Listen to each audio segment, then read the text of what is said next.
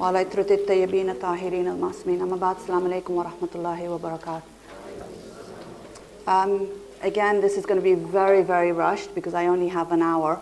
What I'm hoping to do is just look at an overview of Hajj. So I'm just like Abbas concentrated on the Medina and Jannat al-Baqi.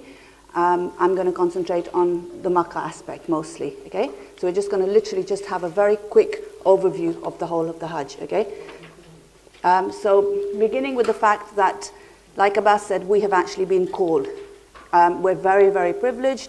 And we're told that when Prophet Ibrahim made this call after he had built up the foundation of the Kaaba, he made this call. And the call was not for the people of that time only, it was for everyone, even those who were not born. And we are told that from Imam Sadiq alayhi salam, where he says that whoever responded, whoever said labbaik, even though they were not born in the physical world, gets to go to Hajj. And the number of times you respond will be the number of times that you get to go to Hajj. So all of us at least said labbaik once, and that's why we have been privileged to now go to the Hajj, inshallah. This is the verse that talks about the wajibat, the fact that the Hajj is a wajib upon us.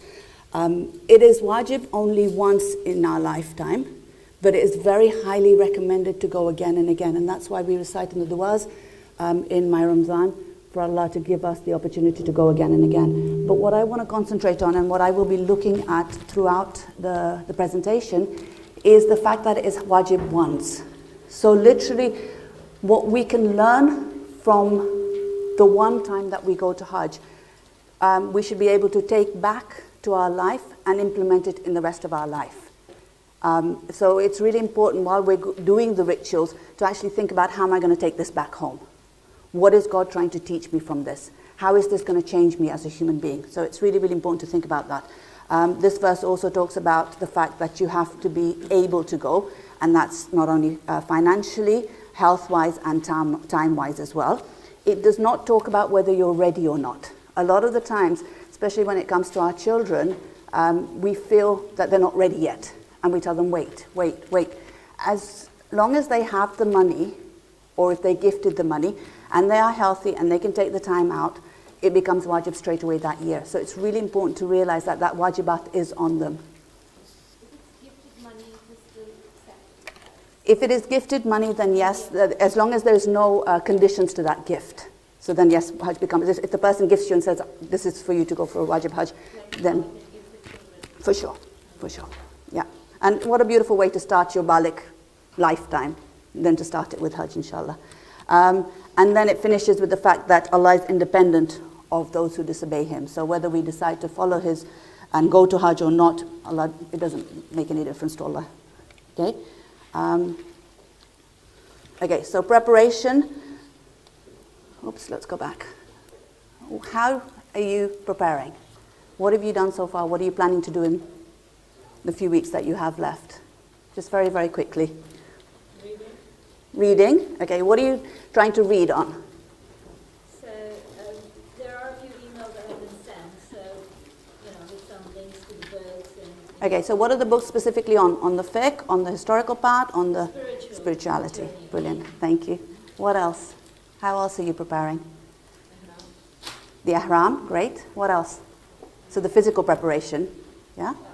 Trying to slow down and having a think when we're doing the mass. Great.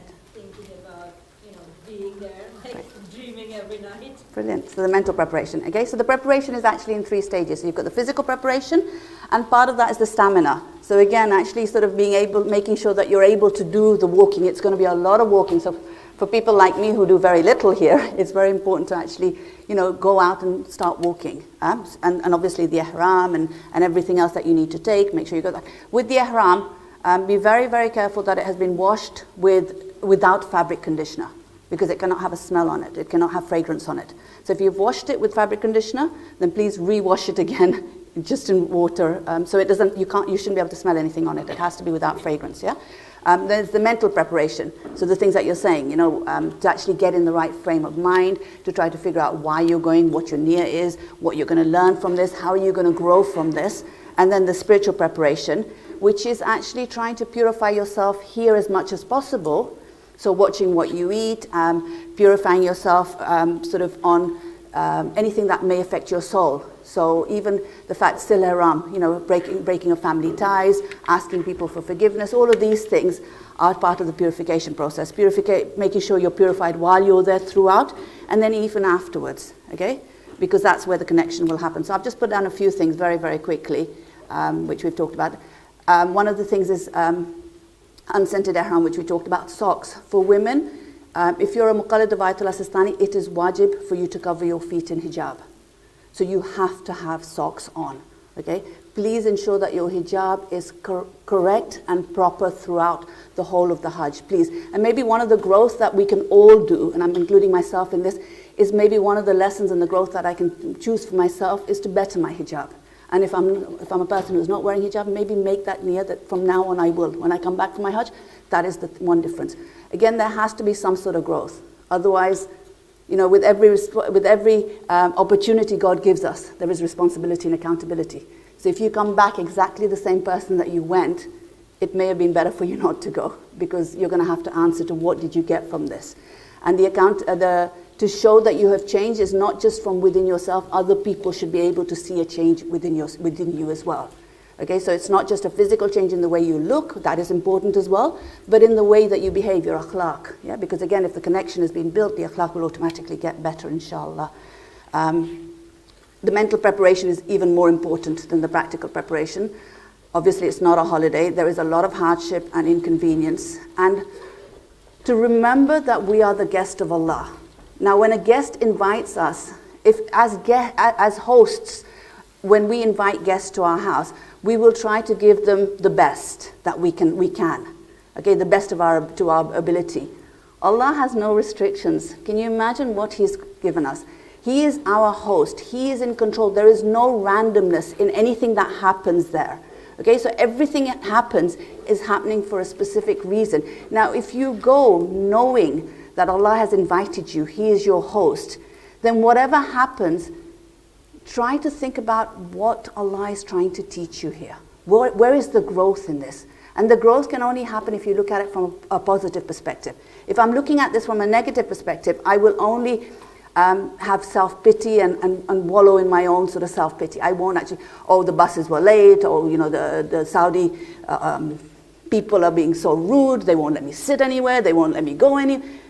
There's no growth in that, okay? So you need to look at it from a positive perspective. Okay, man has free will and he will do what he wants, but God will give you the things that you require to try to get the growth from that thing that's happening to you. So please, please, please, whatever's happening, look at that event as a positive thing for your growth and try to see what Allah is trying to teach you in that event and where the growth is. And if we look at it from that perspective, when we come back, all we will have is positive things to say. So when someone else is going to Hajj, we're not going to sit there, oh my God, it's so crowded and it was so this and it was... Okay, we will only have positive things because we've looked at the whole Hajj positively throughout the Hajj. And that's really, really important. Remember, we are His guests and we mustn't forget that. Okay, so it's really important to realize that. Yes, the mental preparation is the niyyah, and I'm going to go into that in a little bit more detail, but to also, think about what your niyyah is. Okay, so first of all, Hajj is made up of two parts. You've got the Umrah Tamattu, which is any time from the 1st of Shawwal to the 8th of Dhul Hijjah, and you've got Hajj Tamattu, which is any time from the 9th of Dhul Hijjah to the end of Dhul Hijjah. Okay, minor Hajj and major Hajj. Okay, and each one will go into, just to give you an overview. Okay, so Umrah Tamattu is made up of 5 things. So you've got the ihram, the tawaf. Every one of you should have the slides there of all this. Okay, so you've got all of this there. Okay, so you've got the ihram, the tawaf, and each one of these things will go into the salah of tawaf, the sa'i, and the taqsir, and each one has its own niyyah. And this is where we need to, first of all, understand when we enter Makkah, we cannot enter without ihram. And this is why we have to do the Umrah Tamattu first before we go into Hajj Tamattu.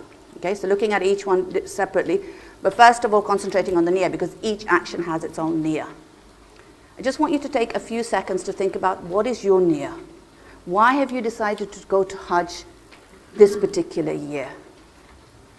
What are you hoping to get from this? What is your niyyah? And I know we will all say, the niyyah is to get close to Allah. I'm doing Umrah Tamattu for Hajjatul Islam, Wajib Kubratan Illallah. But our actions, is that what's in my heart? Because the words can be saying something and the heart can be saying something else. And Allah's going to look at what's in your heart. Okay? And we're told that every action is judged on its niyyah. So if our niyyah isn't correct, then the action has no value whatsoever. So the mental preparation of the niyyah is so, so very important. The results of the action are on God. Okay? So if you're doing something and it's not done exactly how you wanted it to be done, how you imagined it to be done, it doesn't matter. Because as long as your niyyah is correct and you did the best you could, that action is sorted. But if the niyyah isn't correct and the action is the most perfect action, it will have no value because it will be judged on the niyyah. So it's really, really important to make sure that the niyyah is correct and not make it a tick box exercise. Not just make it something. And a lot of the times especially if it's your first Hajj, you get so caught up on the fiqh of it that's what overtakes everything else. And the waswas and remember, shaitan will be there throughout. It's not like my Ramzan when Allah locks up shaitan, okay? Shaitan's going to be there in full force with his full army, okay? So the waswas that you're constantly getting, have I done this correctly? Again, if there's a lot of waswas, please ignore it, okay? You have people you can come and ask once, and then just be happy that God has accepted it. Just concentrate on the niyyah, okay? The fiqh is important, and there will be all of us there to guide you through the fiqh. So don't stress about the fiqh. We will be there, we will be guiding you. Inshallah, we will have a session in Medina before the Umrah actually starts on ladies' massage specifically. So again, you're not stressed out about any of that either, okay? But please, please, please, at the moment, for the next few weeks, constantly think about the mental preparation of your niyyah. Make that correct. Make sure it is to get closeness to Allah.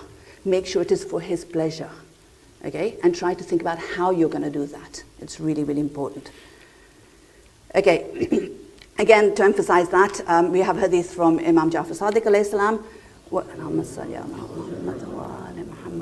where he says the pilgrim who returns home are of three groups. Okay, one who's rescued from the fire of hell, two who is cleansed from their sins as if just born, and three they return home with their wealth and family secured, and this is the least reward. Okay, so when we come back from Hajj, depending on our niyyah will depend on which group we fall into. So if it's a wajibat on me, I have to go. I ensure that I do all the wajibat, and it's a tick box exercise. It's like, yes, okay, I've done the ihram, I've done this. Is the fiqh correct? Okay, great. I'll return home. And if it's done like that, then I'll be in the second group where I'm being cleansed from the sins if I was just born. But if I go for other than Allah, so I go because I want the title of being a Hujjaj, a Haji. I go because maybe I'm forced into going. Maybe it's something I feel like, okay, you know what, I don't have a choice, I'm going to go. But there is no sort of Qurbatan illallah as such, okay? Then you'll be of the third group. If I go, okay, making sure that my fiqh is correct as much as possible, but making sure that my niyyah is totally correct. That I am doing it for the pleasure of Allah. I am doing it to get closer to Allah. I am doing it to reach my potential and my perfection. So this is an opportunity that God has given me to get closer to Him so that my akhlaq gets better, because as I get closer to perfection, I try to move towards perfection myself. Okay? So the first group is pure intention to please Allah. The second group is just to discharge the religious duty. And the third group is for people, title, business. Okay? So once we've looked at the niyyah, then we go through what's going to happen. So once we leave Medina, okay, Medina is very relaxed. There's no wajibat as such. So you will just, and it's beautiful that we're going to Medina first, because then we can get on a spiritual high. We've connected not only to the Holy Prophet and Bibi Fatima, but the four Aimah that are there. So again, sort of literally getting the positive energy from them to try to help us, and actually asking them to help us to achieve whatever we're meant to achieve in this Hajj that God has given us an opportunity to go to. We will now travel to the Miqat, and all of us are going from Medina, so the Miqat will be that of Masjid al-Sajra, okay, in Dhul Hulayfa. And you will do your ghusl and your ihram, and everything will be worn in the hotel in Medina. because it's just too difficult to do it when you get to Masjid al-Shajara, but you will not make the niyyah, okay? So once you get to the Masjid al-Shajara, you will go inside and you will do your, you'll do a 2 rakat namaz if you get there at when there's no namaz time, 2 to 6 rakat, 2 to 8 rakat namaz, 2 to 6 rakat namaz in batches of 2 rakats, if there is no, but we usually get there at Maghrib time, because then men cannot travel under shade during the daytime. So we usually get them just before Maghrib, because once they've made the niyyah and you are in the state of ihram, then we will travel towards Makkah, so then men can travel in the bus, okay? So you will go there at just before Maghrib time.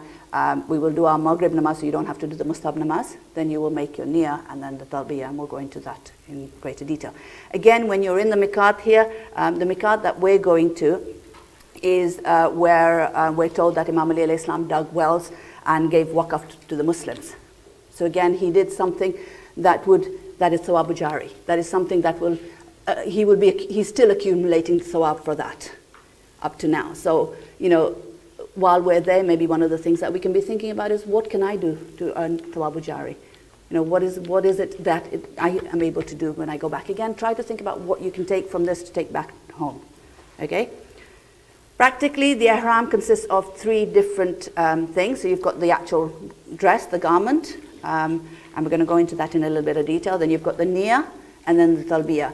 Okay, then you are entering into the state of ihram. Okay, I'm not just wearing ihram, I'm in the state of ihram, because if I'm just wearing it, I'm wearing it from Medina. Okay, I'm in the state of ihram when all these 3 things have been done. And if you think of it as the 3 Ds, so the dress, the decision, which is the niyyah, and the declaration, which is the talbiyah. Okay, so the 3 Ds. And again, as I mentioned, make sure your ihram does not have any fragrance in it.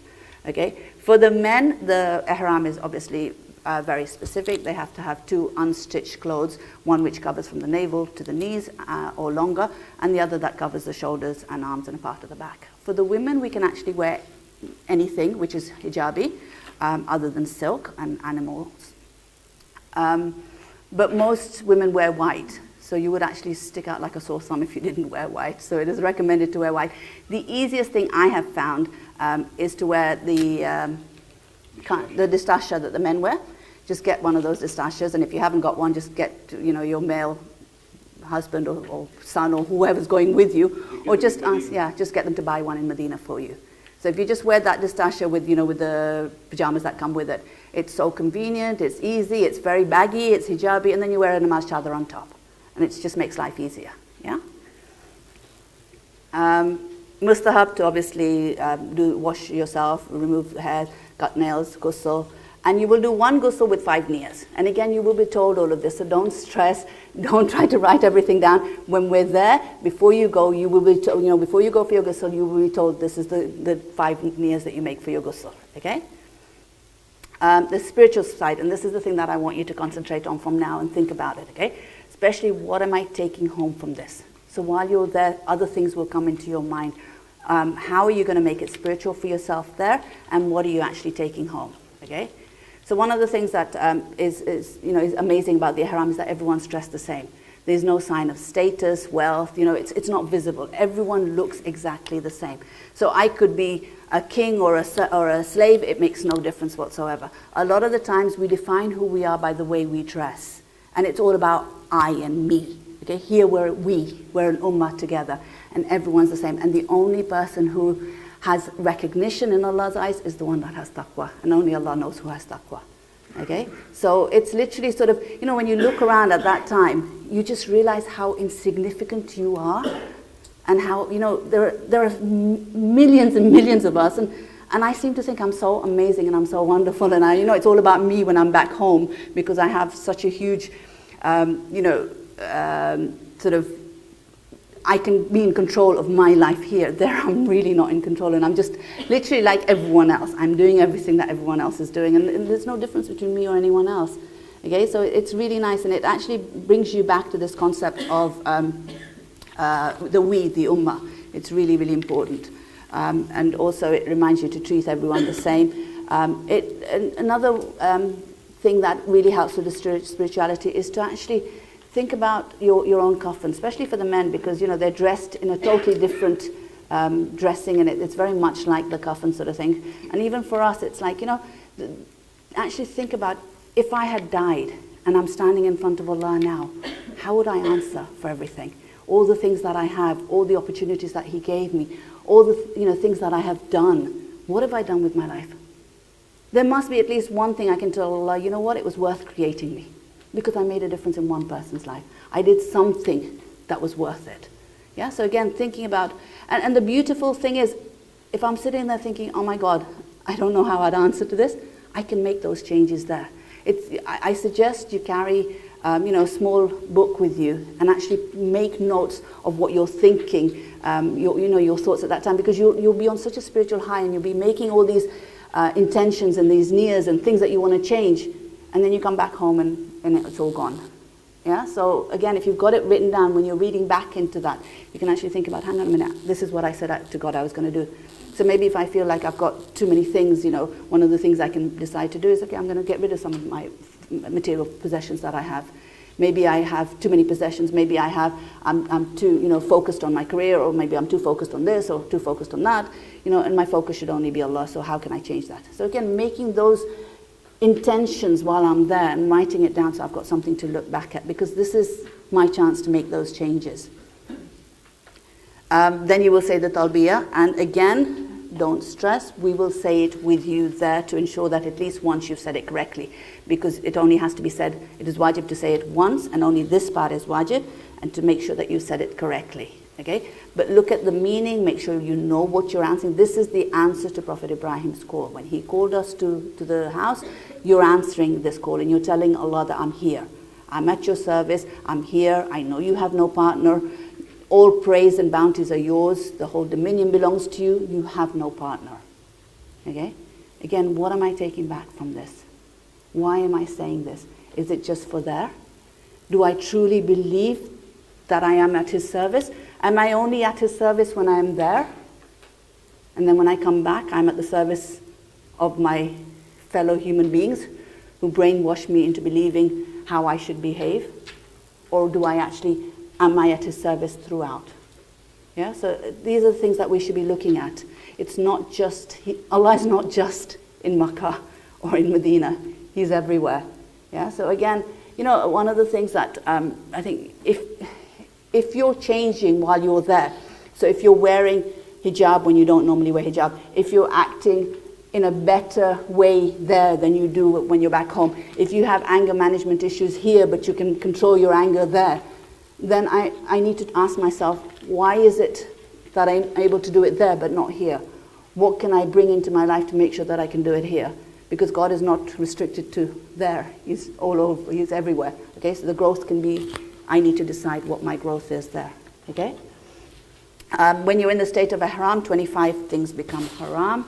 I'm not going to go into all of these. I've not written all of them because some of them don't actually apply to us. Like, for example, wearing arms. We won't be, having arms with us or anything. But things like killing insects. Again, we're very easy. Whenever it's like, we have an ant or a spider or something crawling around, it's like, we don't like it. Okay. Remember, the idea of the ihram is when you get to Mashta Shajara and you have put on your ihram and you've said the niyyah and you've done the talbiyah, and you're coming back to your coach, actually turn around and take Abbas to your physical body. Think to yourself, I'm leaving my physical body here. I don't need my physical body. It is my soul that is going on this journey. I have dressed my soul, and it is my soul that I will be concentrating on now. Okay? So this, again, these things ensure that you're not taking care of your physical body.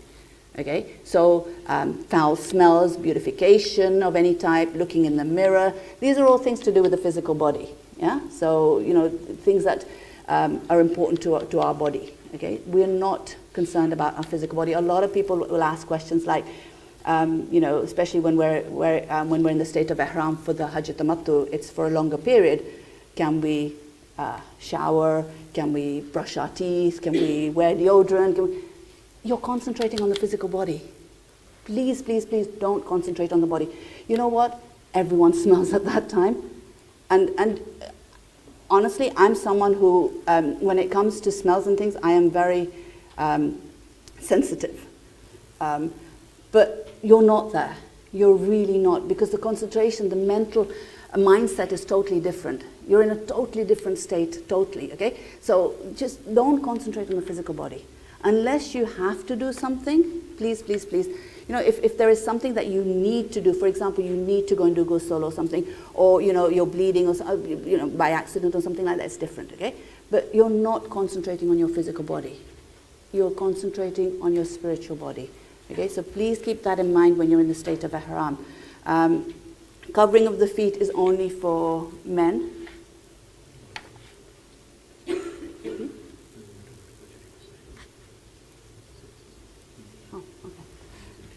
Okay.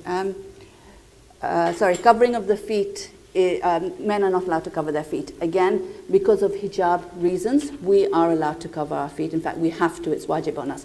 Again, showing how important hijab is, that it overtakes this ruling. Okay, so the ulama have actually overtaken this ruling, that hijab overtakes the fact that we're not supposed to cover our feet.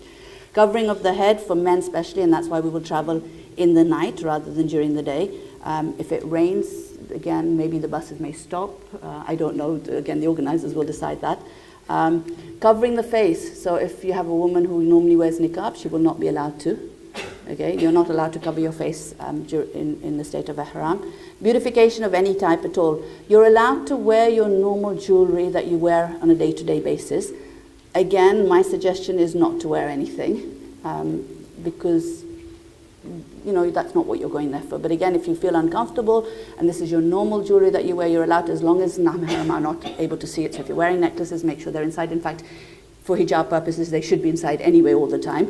But rings and things as well, unless it's an aqiq or a wedding band, you need, you know, you're not supposed to show it to men there in ihram. So you may have to actually cover your hands if you're wearing other jewelry than that. Removing of hair, bleeding of any type. So again, if you scratch yourself a lot, you know, if you've got any dryness or something, be careful when you're, you know, itching yourself and scratching and things like that. Anything to do with marriage and sexual desire is again forbidden during ihram. Looking in the mirror. Again, all of these things are allowed if there is a purpose behind it, not for beautification. So if you want to look in the mirror to ensure that your hair is covered, if you're looking in the mirror because you're driving or something like that, then that's allowed. Okay, you're not allowed to look in the mirror to make sure that you look okay or you look good. Or if you're looking to make sure you're wearing your hijab, you know, you want to make sure your hijab is on properly, not because you're worried about your hair showing, but because you want to make sure that it looks good, then again that becomes haram. Okay, so it's not allowed. If you do it by mistake, looking in the mirror, it's fine. So don't stress about that as well, okay? If it's done by mistake, it's fine. There are certain things that you will have to give kafara for. Again, if you do it, come and ask one of us, whoever's there, whoever is your alim, and they will let you know. Okay, so because removing of hair or cutting hair is not allowed, when you come out of ihram is when you will do your taqsir, okay? So you can do your own taqsir, okay? It is better for someone else to do it, but you can do your own. You can imagine, for example, if Prophet Adam had gone to Hajj by himself, if there was Hajj at that time, or if you're, you know, if you're going on your own, who would do taqsir for if there was no one there? So logistically, you are allowed to do your own taqsir, but you cannot do someone else's taqsir until you are out of ihram, okay? It is, again, when we look at that, we'll look at it in more detail, but ensure, again, your hijab is maintained for the ladies because you're cutting a little bit of your hair, so don't get some random nam-haram to cut your hair, even if there are boys there with scissors. Ask them to lend you the scissors, give it to your husband or a mahram who will then cut it, yeah? Or if the worst case scenario, cut it yourself. But don't, Cut a lot. You only need to cut a teeny weeny bit. No, if you give it to somebody else, they'll cut it. But that's not the reason you don't give it to someone else. Okay, for someone who has very little, it's very important to make sure that doesn't happen. Okay, so tawaf then, again, looking at it from practical and spiritual perspective. Again, I know I'm rushing through this, but really, really, every part of this will be gone through before the Umrah and before the Hajj again, okay? So this is just to give you an overview, okay? So the tawaf, again, you will make the niyyah of tawaf, that I'm performing tawaf of the Kaaba, 7 rounds, 4 Umrah Tamattu, 4 Hajjatul Islam, wajib qurbatan ilallah, okay? If you are in a state of janaba or you're in a state of hayd, you cannot enter the masjid, okay? The Masjid al-Haram and Masjid al-Nabawi, you cannot enter at all, okay? Other masjids you can walk through. So for example, if you're in a state of hayd, and we go to Masjid al-Shajara, you have the option to wear your ihram and do your niyyah outside, or because it is more recommended to do the niyyah in the masjid, you can walk through the masjid without stopping, going from one door, coming out of the other door, and make your niyyah as you're walking through. Does that make sense? Yeah? So you can be in a state of haze and still be in the state of ihram. Okay? The only thing you cannot do is enter the 2 haramain. Okay? And again, we will go into the specific masails of what happens when you get into that state, at what time and everything, because it's totally different. There's lots and lots of different masails on that. Okay? For tawaf, wudu is wajib. Okay? Ghusl is recommended. Again, it's recommended to do ghusl. But what we will do is, because we're in ihram, we'll have done our ghusl before we leave Medina. So then we'll just refresh our wudu, and then we will go and do the tawaf, okay? Because wudu is wajib during the tawaf, if your wudu breaks, then you need to come out of the tawaf and redo your wudu, okay? The cut-off point is the 4th round, okay? There's 7 rounds. If your wudu breaks before the 4th round, then you have to start from 1 again, okay? If it breaks after the 4th round, then you just continue from where you left off. If it is unintentional. If you break it intentionally, then not only do you complete that tawaf, but you redo the tawaf again. Okay? So if it's unintentional breaking of the wudu, as long as you can try to keep your wudu up to the 4th round, then you just restart it again from where you left off. Okay? And again, bodies and clothes must be pak. Again, the same masal. If you notice najasat on your clothes, then again, as long as you notice it after the 4th round, then you just go clean it out, change your ihram if need be, and then come back and do it. If you don't notice it until the end of tawaf, okay, then you don't know when it happened, so just ignore it. So don't sit there looking at yourself, concentrate on the tawaf. If you don't notice it, there's nothing for you to do, okay? So just don't look at yourself, look at the Kaaba, concentrate on the Kaaba. One of the other things that really helps is if any of you, if you have time to look at meditation techniques, that really helps to focus as well. Circumcision for men is not wajib, but you cannot do Hajj without it. So again, that is something that you need to know. The starting and ending point is Hajr al-Aswad, but because of the crowds, obviously you will start before that and slowly ease your way in. And when you get to Hajr al-Aswad, you make your niyyah, or just before you get to Hajr al-Aswad, you make your niyyah, knowing that it's starting at Hajr al-Aswad, and then continue. When you finish the 7 rounds, again, don't just force yourself out. Come out very, very slowly so you're not harming anyone else. Remember, all the other people that are there are God's guests as well. Okay, so they have been invited by God as well. And remember, when you are a host and you invite lots of people to your house, if one person hurts another person in your house, how much would you try to make up to the person that has been hurt? Okay, again, God sees. You don't have to fight back. You don't have to get angry. You don't have to lose your temper. If they have done something, and people do lots of silly things in the tawaf, please don't let that ruin your focus. Okay? Know that God is watching and God will compensate you for that. Okay? The Kaaba must be to your left, so your left shoulder is always facing the Kaaba. If it moves slightly, it's okay. If it moves totally, so your back is facing or your front is facing, then that part has to be redone. You can't go backwards in that crowd. So what you would do is just continue and then make that niyyah where you turned, and then continue the tawaf, okay? And it must be free movement. So you mustn't be feeling like you're not actually moving, but the crowd is just pushing you, okay? The Hajj smile, the circular thing, the semicircular thing, is included in your tawaf, so you're actually walking outside it. You can't walk in it. You wouldn't be able to anyway. But one of the biggest mistakes that people make is there are certain times and when certain walls of the Kaaba which are very, very quiet, so you can get quite close to it, and you sort of walk moving your hand on it because you think, oh, I've got the chance to touch it. Please, please, please do not do this in your tawaf.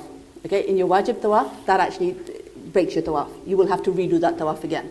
So no matter how tempting it is, concentrate on the wajibat of finishing the 7 rounds. Okay, make sure you finish those 7 rounds and then go back and do it after you've done your salah and your say.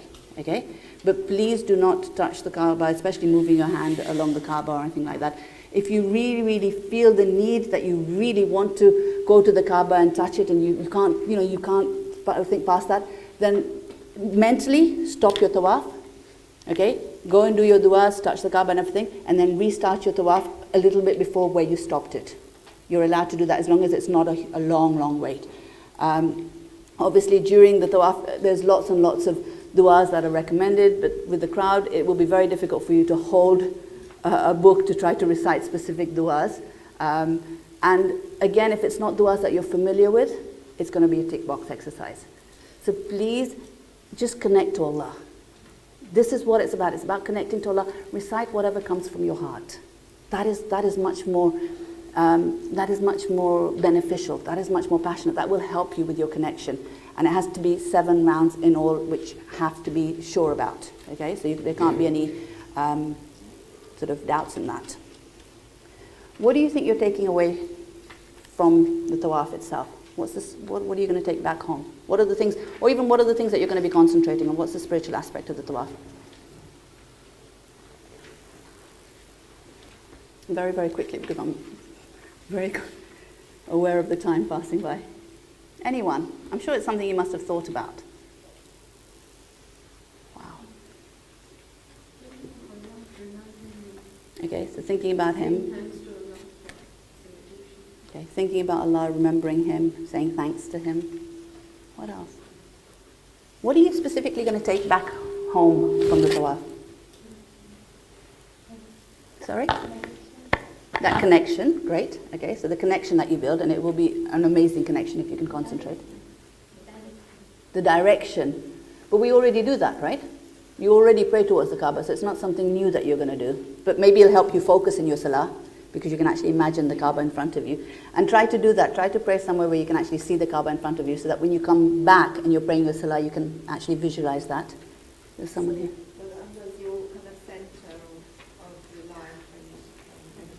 Thank you. Yeah, so that God is your focal point.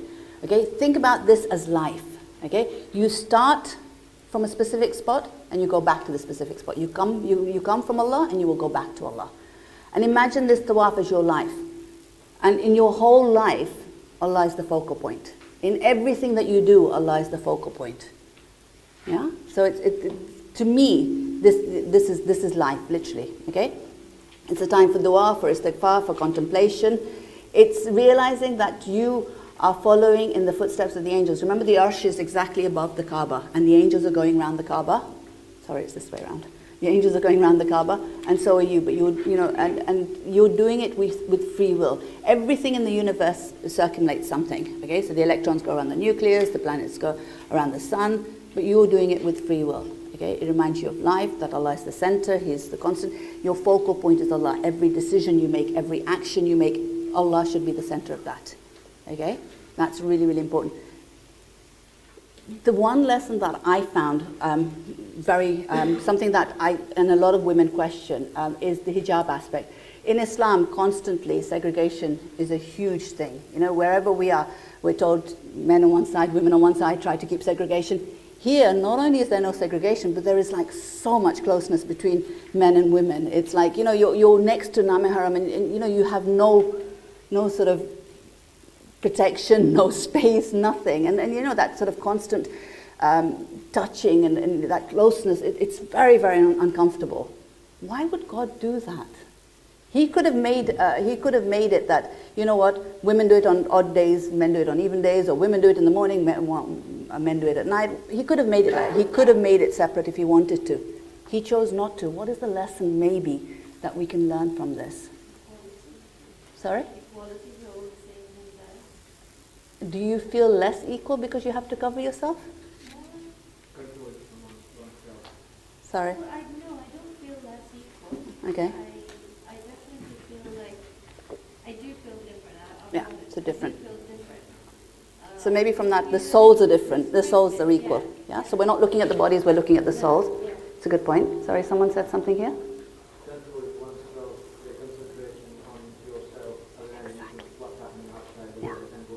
I mean, I think that's the biggest lesson that I got from that, is that hijab is my own personal hijab.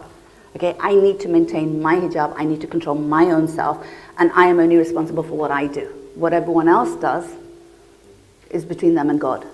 Okay, if I can maintain my hijab in that situation, why can't I maintain it here? Why do I find it so difficult here, where it's so much easier for me to maintain, where I can actually say to someone, you know what, you're too close to me. Can you just step back, please? There I can't. And if I can maintain my hijab there, if I can control my desires there, why can't I here? Okay, so it's, again, things to think about how you can bring it back home. It's really, really important, yeah? Okay, this is a very quick, very basic diagram of the Kaaba for those of you who haven't been. So you've got the Hijr Ismail, which you need to make sure you go outside. We are told that it is better to do the tawaf between Maqam Ibrahim and the Kaaba. Okay, it's a very small gap there, and it gets very, very crowded. But if you can edge yourself in slowly, slowly, slowly, I think about 3 rows from the Kaaba, 3 to 4 rows from the Kaaba. It actually, once you get there, it's not too bad at all. It's just getting there. And if you're looking to try to go there, it's quite scary because it looks really, really packed and really thin. But it actually, once you're there, it's not too bad at all. But you have, if you feel that your hijab is compromised, if you feel that no, I can't go there, I physically cannot, I won't be able to handle it, you have the option to do it further out, as long as you are considered to be in the tawaf. Okay, so you can't be so far out that you can't be. So from 3 people from the Kaaba to 6 people from the Kaaba is called the magical zone, the eye of the storm. Believe me, any closer and you will be pushed and shoved. Any further you'll be pushed and shoved. So the idea is, even if you have to do a preliminary round as you're getting closer, angling in, till you're in the zone. And then just look in front of you when this space moves, and you could quickly get into that frame of mind. You'll be amazed. But it is tight. At that Hijr Ismail, it becomes quite tight when as well. the Hijr Ismail moves the whole tawaf outwards, then between you and where the Maqam Ibrahim is only 9 feet. You have to be a bit careful. And again, just slow down, because again, near Hajar Aswad, everyone wants to do salute the Hajar Aswad, so it sort of backs up. So again, it doesn't matter. You don't have to be continuously moving. So you can slow down, you can stop, and just take your time. It doesn't matter how long the tawaf takes. Okay. Question: once you've done your Umrah and you're out of your Ihram, we will still be in Makkah. What will you do in that time between Umrah and Hajj? Before the Ihram of Hajj is put on. So you've done your Umrah, you're out of Ihram now. What will you do? Abbas talked about making sure that you go to the Salah. Yeah? How will you try to get closer to Allah? Sorry? Being in the masjid as much as possible. What else can you be doing? What are the things that are recommended to do there? Mustahab tawafs, okay? We have a hadith from the 6th Imam again, where he says that there are 120 kinds of Allah's mercy in the presence of the Kaaba. 60 are for those who do the tawaf, and it has to be 7 rounds. And after every 7 rounds, there has to be the salah of tawaf. There is no mustahab sa'i, okay? There is only mustahab tawaf. You can do it for other people. Yeah, for those who have passed away, you can do it for their... And again, you can mention as many people's names as you want. It doesn't mean that they'll get less. It's not like the way we do it, where when we're cutting up a cake, it gets smaller and smaller the more you give it, yeah? The more people that you include. Here, God gives the same amount to every single person, so it's fine. They're recommended to do for parents. For the parents. Also, for the beginning of the beginners, and also for Bani, and of course for our 11th Imam as well. 11th Imam is the only Imam who never went for Hajj openly. He was blocked from going to Hajj by being on the house arrest. Of course he was there on the way. So we can do a lot of things. So 60 for those who do the tawaf, 40 of these thawabs for those who perform prayer in the masjid, and 20 for those who just look at the Kaaba. Okay? Now it's not a competition. Okay? Remember, whenever you do something mustahab, it is between you and God. So there's no point coming back and saying, "Kitla mustahab, yeah? Or comparing with each other, or telling someone that I've done mustahab. Okay, if they see that's fine. You don't need to tell people that you're doing mustahab. How many you've done. Okay? And again, if you feel you do not connect during the tawaf, it is not something that's wajib. Remember, we're all different human beings, we're different souls. Okay, just like we like different foods, our soul likes different foods. So some souls connect to tawaf, some souls connect to dhikr, some souls connect to salah, some souls connect to Quran. Again, it's very highly recommended to recite Quran there. But please don't make it a tick box exercise. You're not sitting there doing, okay, I need to do this many tawaf, I need to do this many, namaz. And if you're in the haram, rather than doing salah, better do your qaza. If you have qaza on you, make sure you do those qazas. That is so much more important. That is actually wajib on you. Okay? But spend time connecting to Allah. Spend time thinking about changes you're making in your life. Spend time thinking about where I am, where I want to be. How am I going to get from where I am to where I want to be? What are the things that I am in control of, I can change and I go back. There's no point sitting there thinking, okay, I want my husband to treat me better, or I want my husband, just as an example, he treats me amazing, just as an example, okay? Or I want my children to respect me more. You're not in control. You're not in control of other human beings, you're only in control of yourself. So when you're making these intentions of change, make sure they are not revolving around other human beings, they're revolving around me and what I'm changing myself. Yeah. Sorry, I'm going. Okay. The salah after tawaf, again, it's a wajib salah. It is something that you have to do straight away. So once you've done the tawaf, head towards Maqam Ibrahim. Behind Maqam Ibrahim, you will make niyyah of 2 rakat salah for tawaf of Umrah, Hajj, Islam, Wajib. Okay. Here there is no restriction on where men and women stand. Usually women have to be behind men. Here there is no restriction whatsoever because of the crowd. All the ulama have said, okay, just wherever you find space, just pray. Please ensure that you are not actually coming in the way of those who are doing tawaf.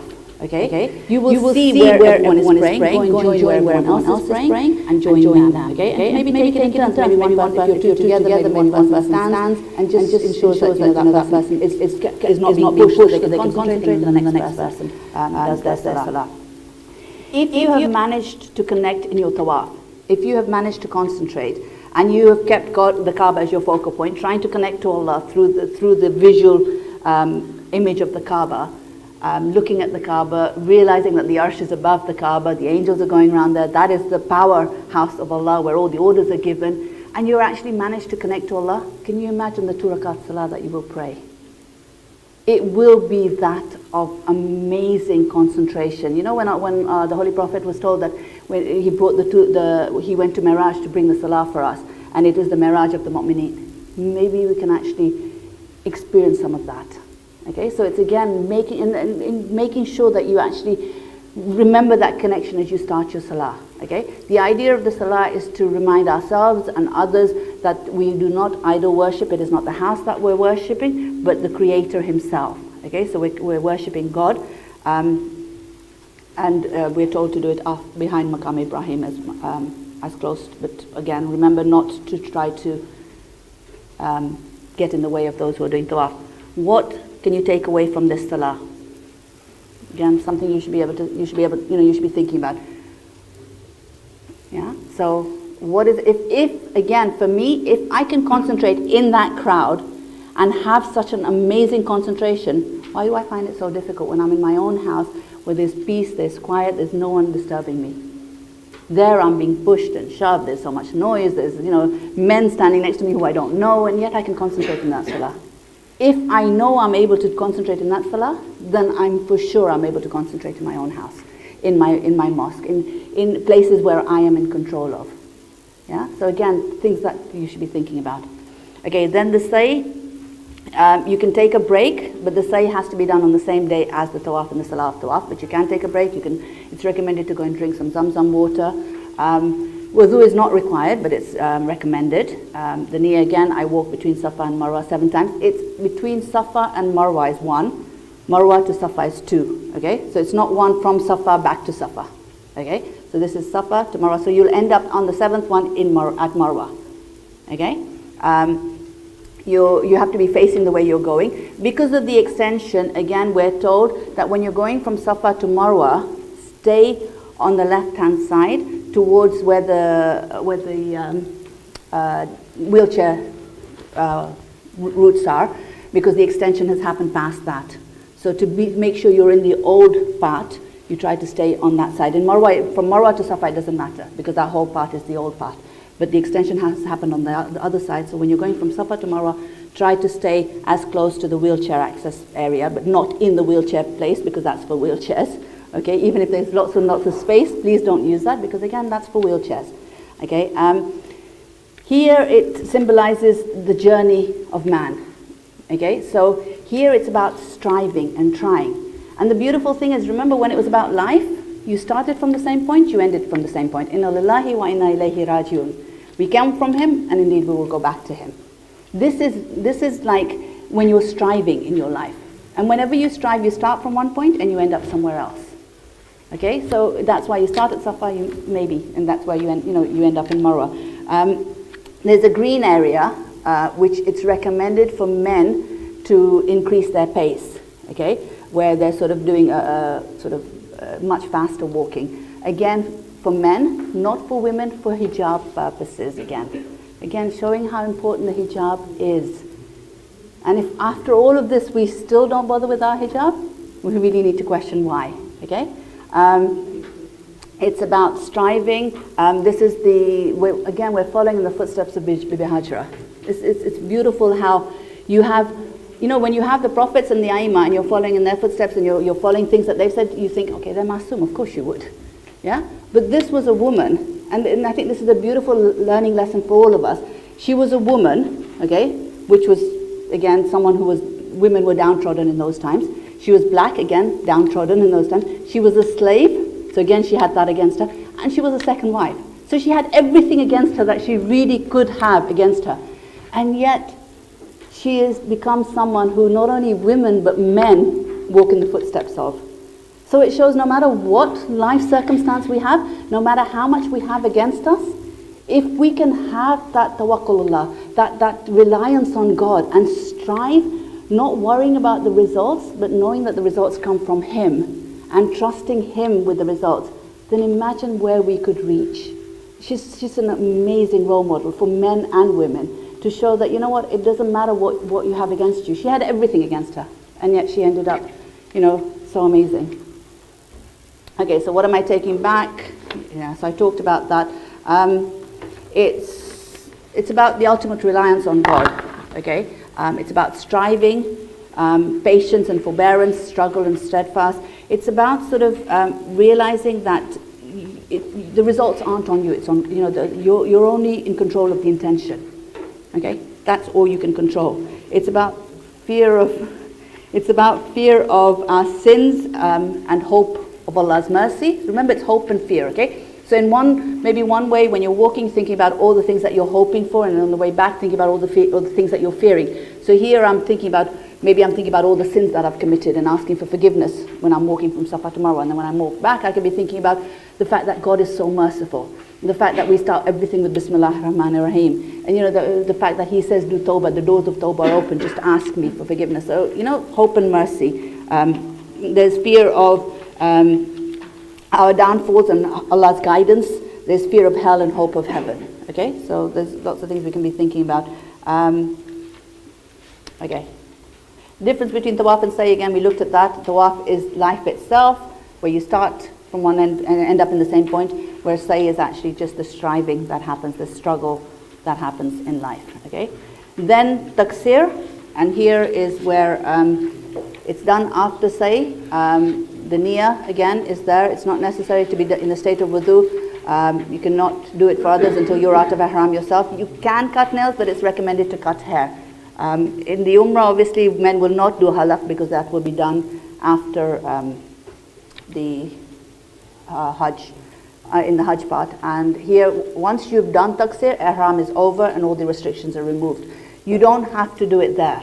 So if you can't find someone with scissors, if you feel uncomfortable doing it there, if you don't want to do it there, that's fine. You can wait till you get to the hotel and do it in your hotel room, but don't forget to do it because you cannot come out of ihram until the taqsir is done. Okay? Again, one of the things to think about is, what am I taking home from this? What is it that I'm taking home from this? What is God trying to teach me here? What am I thinking about while I'm doing this spiritually? So maybe my focus is, up to now it's been on the spiritual body, on the soul, because I left my body in Masjid al-Sajra. Now God's saying, okay, now that you've connected with me, now that your soul has become strong and it has that connection, now you can bring your physical body back. And to remind me of my physical body, maybe the cutting of the hair reminds me of my physical body. Okay? Because now my soul is in control, not my physical body. Up to now, maybe my physical body was dictating to my soul. I'm hungry, I'm thirsty, I'm doing this, I need to rest, Whereas now my soul has become much stronger. So now I can bring my physical body back and it's not going to dictate to my soul. Okay? Other things that you can, take back, you need to think about what it is that you need to take back. It's symbolic of starting a new life. You've been forgiven your sins, you've connected to Allah, all of these things you can be thinking about. I'm cognizant that the guys have not had their tea. Shall I stop for 5 minutes for them to get their tea? I think they've been going. Have they? Do you guys need a 5-minute break to go and get your tea? You sure? Okay, To perfect. go. Yeah? I think we have. Yeah, okay. All right, so I'm going to have to rush even more because someone took extra time. Okay, Hajjat made up of 13 different things. Please don't try to memorize these. Please don't stress about them again. You will be reminded of each one at the time just before you do it. This is again just an overview, okay? And each one is done with niyyah. It's really, really important. And each one has a different timing, okay? So here just a glimpse of when it happens. So on the 8th of Dhul Hijjah, you will go to Masjid al-Shajra, you will make your niyyah, you will be in the state of ihram, you'll be dressed in ihram, you'll do the talbiyah, so you're in the state of ihram. Then we will move.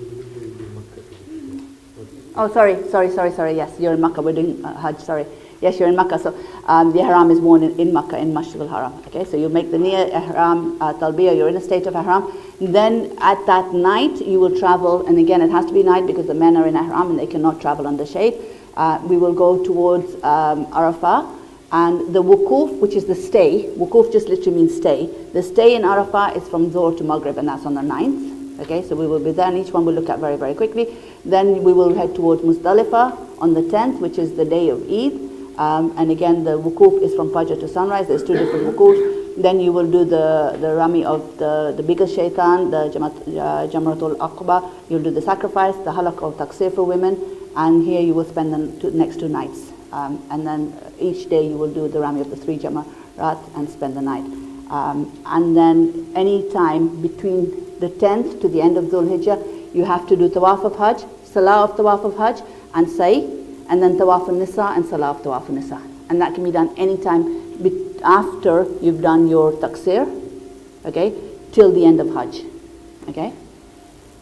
Okay, so this is just a map of the movement.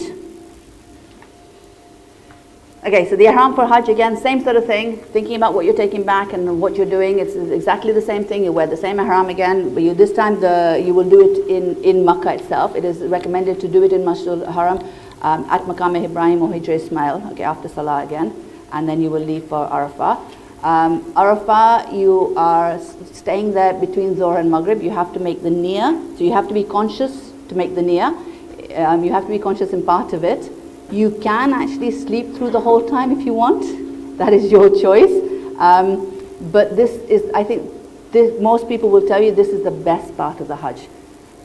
Why? Why would it be the best part of the Hajj?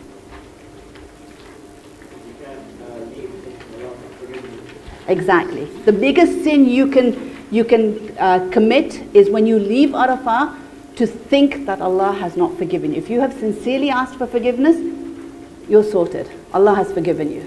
Yes, for everything that you have done against Allah, not against others. Okay, anything that you've done against others, sort it before you go to Hajj. Everything that you've done against Allah, this is where the forgiveness will happen. Why else is it the most beautiful place to be?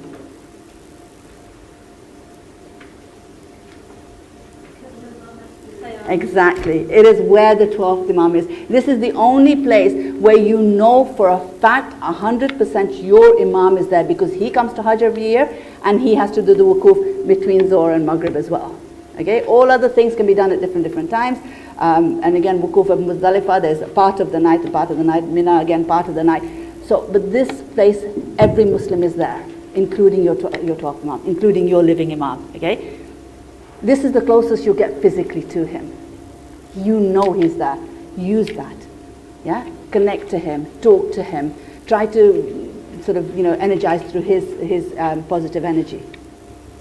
It's a place of istighfar. There's nothing here at all. Okay, it's just tents. So there's nothing to look at. There's nothing to. There's a mountain which we're recommended not to climb. All the Sunnis will be climbing it. We're actually recommended not to climb the mountain. Not from the group. It's actually it's makruh to climb the mountains. Aga said. It is better to be. Sorry, it's mustahab to be on flat land. He said. It is recommended to be outside. Try to find. You'll do Dua Arafah here as a group, but try to find some time on your own. Try to be outside if it's not too hot, and just imagine if it was the Day of Judgment. Actually go through that scenario and actually think to yourself, if I'm standing here on the Day of Judgment, what would God be asking me? What would I reply him? Okay? You will all pray Zohr and Asr together at Fazila time. Again, your Imam is there, so close, praying Zohr and Asr with you at exactly the same time. It's amazing. The connection there is amazing. Okay? Wukuf of Muzdalifah. So you'll depart from Arafah or after Maghrib, again, depending on what timing you're given. You will go when you're told to go. There is 2 periods of wukuf in Muzdalifah. Muzdalifah is where we go and pick up the stones. Okay, so you pick up 70 stones here, and you will make the niyyah. So there is from Maghrib to Subh Sadek, to dawn, and from dawn to sunrise. Okay, part of that. It doesn't have to be the whole of that time. You have to be stay in Muzdalifah. Once you've picked up the stones, what do you do? Okay, again, Allah subhanahu wa ta'ala tells us in the Holy Quran that this is where the remembrance is happening. This is where you remember him. This is where the dhikr happens.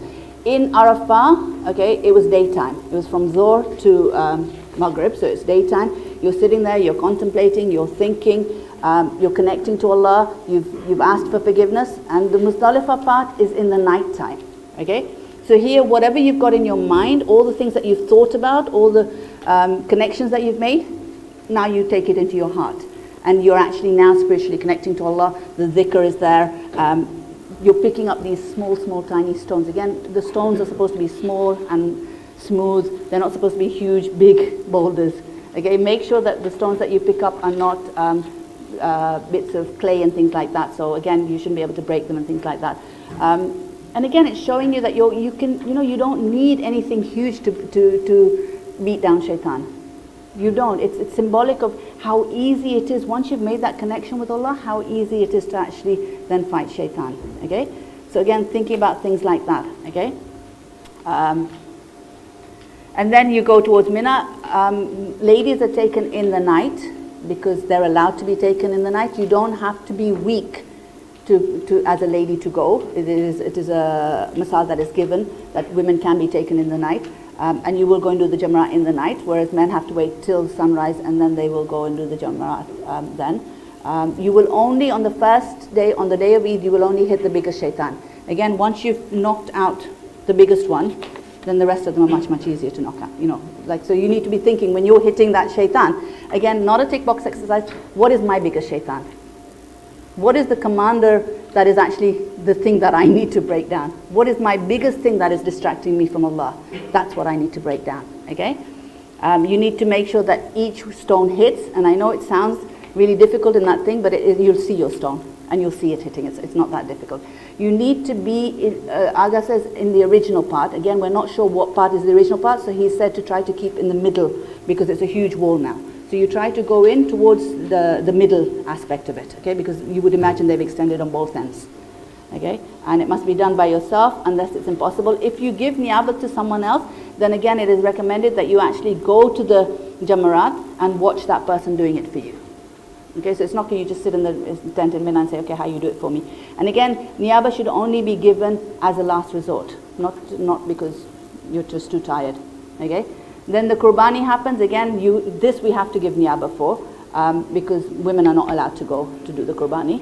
The men will you'll be told who's doing your qurbani. He will ask your permission, or he'll tell you, okay, this is who I'm doing your qurbani, and you will get a phone call. Until you get that phone call, you cannot do taqsir. You have to wait till the qurbani has been done. Men can go, and again, but they can give niyab as well. It's not something that has to be done as a last resort. So if you, it's actually encouraged for you to go. Yeah, men can go. Certainly HSC men will definitely go. And CoEJ, I think, can find out if you can go. Sometimes there are logistic issues as well. So you need to know how the logistics setup is. But we'll very sorry. The qurbani is that is your animal that you've bought. Okay, part of the money that you paid for the Hajj is that animal. That therefore, once it's sacrificed, it's for you to decide what happens to the meat. It is recommended that 1/3 goes to a needy Muslim, 1/3 is gifted to a mu'min, and 1/3 is for yourself. So what we used to do is we would pair up with someone and say, okay, I'm going to give you my third, and you give me your third, and then we will donate both of that to a needy person. So then the whole thing goes to a needy person. Yeah, so usually, there are, I think the organizers actually make sure that the meat is not wasted. It's actually, they pay a little bit more to make sure that it is sent off to people who need it. Okay, again, what are you taking away from this? What is my smile? What is the thing that I have in my heart, which is in my heart rather than Allah? What is it? What is the thing that I love, which if I was actually tested, would I be able to give up for the sake of Allah? It could be my children, it could be my spouse, it could be my career, money, whatever. But I need to know what that is that I'm sacrificing. Okay? Then halak and taqsir. At this time, again, the men will do the halak, the women will do taqsir again. It is the day of Eid. Again, yes, you are out of ihram, but hunting obviously is not allowed, which you're not going to do. Intimate relationships not allowed, but perfume is not allowed. A lot of women, because it's the day of Eid, will start putting in, give atar to each other, okay, to put on. You cannot. You're still that is still not allowed. Okay, until you've done the tawaf, you are still not allowed to use perfume. So please make sure you don't do that. And again, what am I taking away from this? And then any time from then to the end of Hajj, you have to do the tawaf of Hajj, it's Salah and Say, and then tawaf of Nisa and Salah of tawaf of Nisa as well. Your organizers will tell you what's the best time for you to go. You need to make sure that you are at least, you are in Mina for half of the night. Okay, so that means from Maghrib to true midnight. True midnight is between Maghrib and Fajr. Halfway between Maghrib and Fajr is true midnight. Okay, so if Maghrib is, 9 o'clock, and Fajr is 4 o'clock, that's 10, 11, 12, 1, 2, 3, 4. So that's 7 hours, so 3.5 hours from 9, so it'll be 10, 11, 12. 12:30 would be Maghrib. Would be true midnight, it's not 12 o'clock. Okay, so you have to work out what true midnight is, and you need to make sure either you are in Mina from Maghrib to true midnight, or if you're going back to Makkah to do this tawaf and salah and say, then you come back before true midnight, so you're in Mina between true midnight and Fajr. Okay, you need to be there for at least half of the night. That's really, really important. Okay, then you have tawaf and nisa and at salah, and again that can be done anytime. Once you have done the tawaf of Hajj and salah and its say, then you are totally out of, the condition of perfume is removed, but again intimate relationship is still there. You can't do intimate relationship at all until you've done tawaf of nisa and at salah, and again that's something to think about. Why does God, even after all of this, make us do an extra tawaf and a salah before He allows that desire to come back? Yeah. So again, it's something that we need to think about, and think about how I'm going to bring it home. What am I going to do to curb those desires that I have and make sure that I only fulfill it in halal ways? The wukuf of Mina, as I said, is on the 11th and the 12th. Half of the night has to be there at least. And you do the next morning, you do the hitting of the jamarat, all three, right? So the smallest, the middle, and the largest each time. And again, think about what it is that you're trying to break in yourself. What are the things that are the shaitans within yourself? Okay. After Zohr on the 12th, you will then leave Mina to go back to Makkah. Your Hajj is now complete. Everything is allowed except for hunting, obviously. You can do a mustahab tawaf, which is as a farewell. It's mustahab to actually purchase dates and distribute it amongst the poor of the Makkah. We purchase it and we bring it back here, which is not a bad thing to do, but it's mustahab to distribute it there as well. And with every opportunity comes responsibility and accountability, and that's really, really important. Very, very quickly, Medina Abbas went into, The one thing that I want especially the women to focus on, because we have very little that we can actually physically see and go to, okay? Just keep reminding yourself that you're walking in the footsteps of the Holy Prophet. This is the earth that the Holy Prophet walked in. This is the earth that the Aima walked in, you know? So this is where they grew up, this is where they walked. And try to sort of, you know, get the spiritual upliftment from that. We have, you know, the story of Prophet Musa where, you know, part of the dust from the footsteps of Jibreel was put in the calf, and the calf was able to make noise. The golden calf that they made could make noise. So imagine the effect of walking in the footsteps of the Holy Prophet. Yeah? This is where the first Islamic state happened. This is where Islam grew. And finally the conquest of Makkah happened because of, you know, Medina and things like that. So it's things that we need to sort of try to focus on. Do not get frustrated. Do not get angry. Do not get, you know what? Tell your Prophet, I've come here to see you and they're stopping me. Inshallah, you will make it possible for me to see you and spend time with you in the hereafter. Use this opportunity to ask the Prophet for something that has been denied to us in this world. They get it in this world, we'll get it in the hereafter, inshallah. Yeah? Salah on the plane, I just want to literally spend 2 minutes on this. Please, please, please, if your salah is going to get qaza, if you're flying so that your Fajr or your Zohar Asr or your Maghrib Isha, wherever, I don't know what the timings of the flights are, please make sure that you pray your salah. This is a wajibat. You cannot be going to Hajj and make your salah qaza on the plane. It's very, very simple to do. You can ask them if there's a place to pray. If they allow you to pray in a specific place, if they do, great. You find the Qibla from either the captain, from the map. You can ask them. If they don't allow you to, you can pray in your seat. Just it's, you know, you have to try to face Qibla, and the first takbir should be done facing Qibla. If even that you can't do, then, or you can't determine Qibla, you can't face the direction of Qibla, then, you know, you pray it the best you can. Okay? And that prayer doesn't have to be resaid, because you prayed it the best way you could, so it is accepted in those circumstances. You don't have to repay that prayer.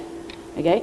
Salah in Makkah and Medina, again, Abbas mentioned this. Whether you pray full or short, it's totally up to you. In the whole of Makkah and the whole of Medina. Okay? So what is considered as Makkah now, what is considered as Medina now, you can pray full anywhere.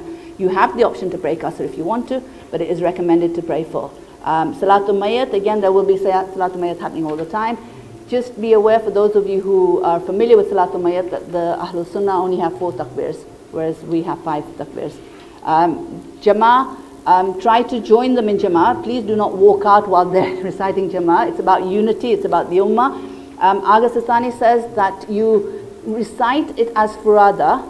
Okay, so you recite it, and you will recite everything, including the surahs, okay, but you will follow them in action. So as far as everyone who is looking is concerned, you are part of the Jama'ah, but you are praying furada, okay? And if the Imam is praying something that is much, much longer as the second part of the recitation, you can do zikr after your second surah, and it's fine, okay? The prayer time. The only prayer time that you have to worry about is Maghrib, because they have Maghrib at sunset, whereas our Maghrib sets in once the redness in the eastern sky has gone. So it's about 10-15 minutes difference. Now usually by the time the adhan has been done and the salah starts, it can be about 10-15 minutes. So again, just watching from the time the adhan does, and from the time when adhan is given and from the time when the salah starts. If it's not a 15-minute difference, then pray a qaza salah, pray a mustab salah, qaza salah, whatever it is. Okay, you can't pray your Maghrib.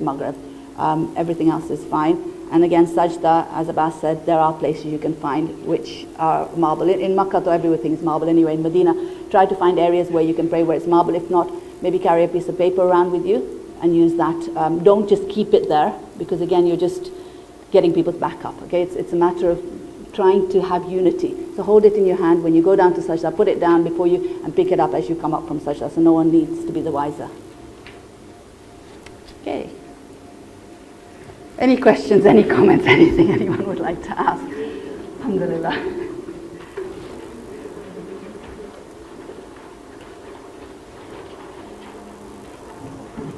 Yeah.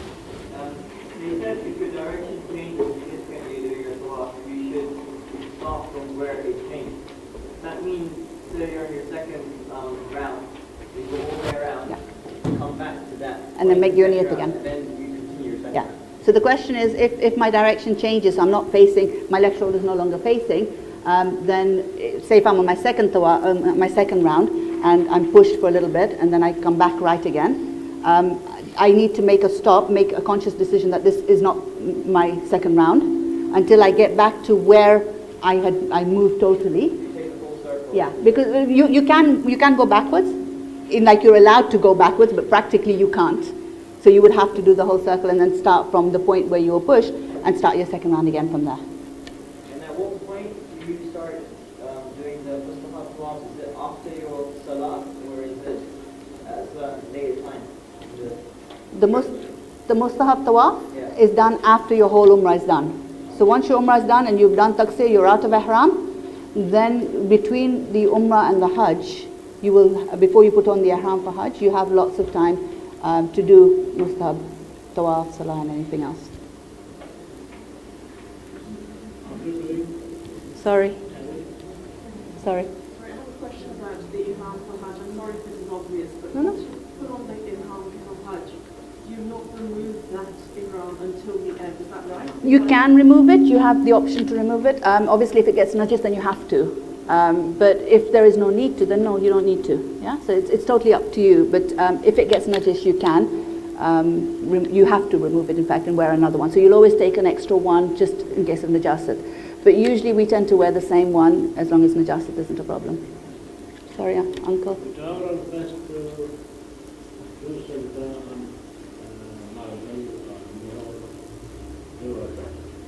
But there are, I think, part of the example, if we can't have the marble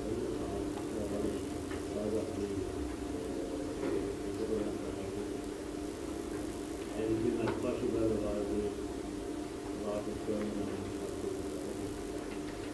Do you think that such down as valid? Can I get Abbas to answer this? Because he actually asked about this specifically. So if I can ask him to answer that. Can you repeat the question? The question is if we cannot get a place where we can do the sajda except on carpet, what do we do? First of all, this is a Medina problem. Makkah, you won't have that problem because Makkah, there is no carpet in the haram. Everywhere is the marble. Medina, yes. So obviously you try to get those spots which you will know after 1 or 2 days that where are the spots which have marble on them or not.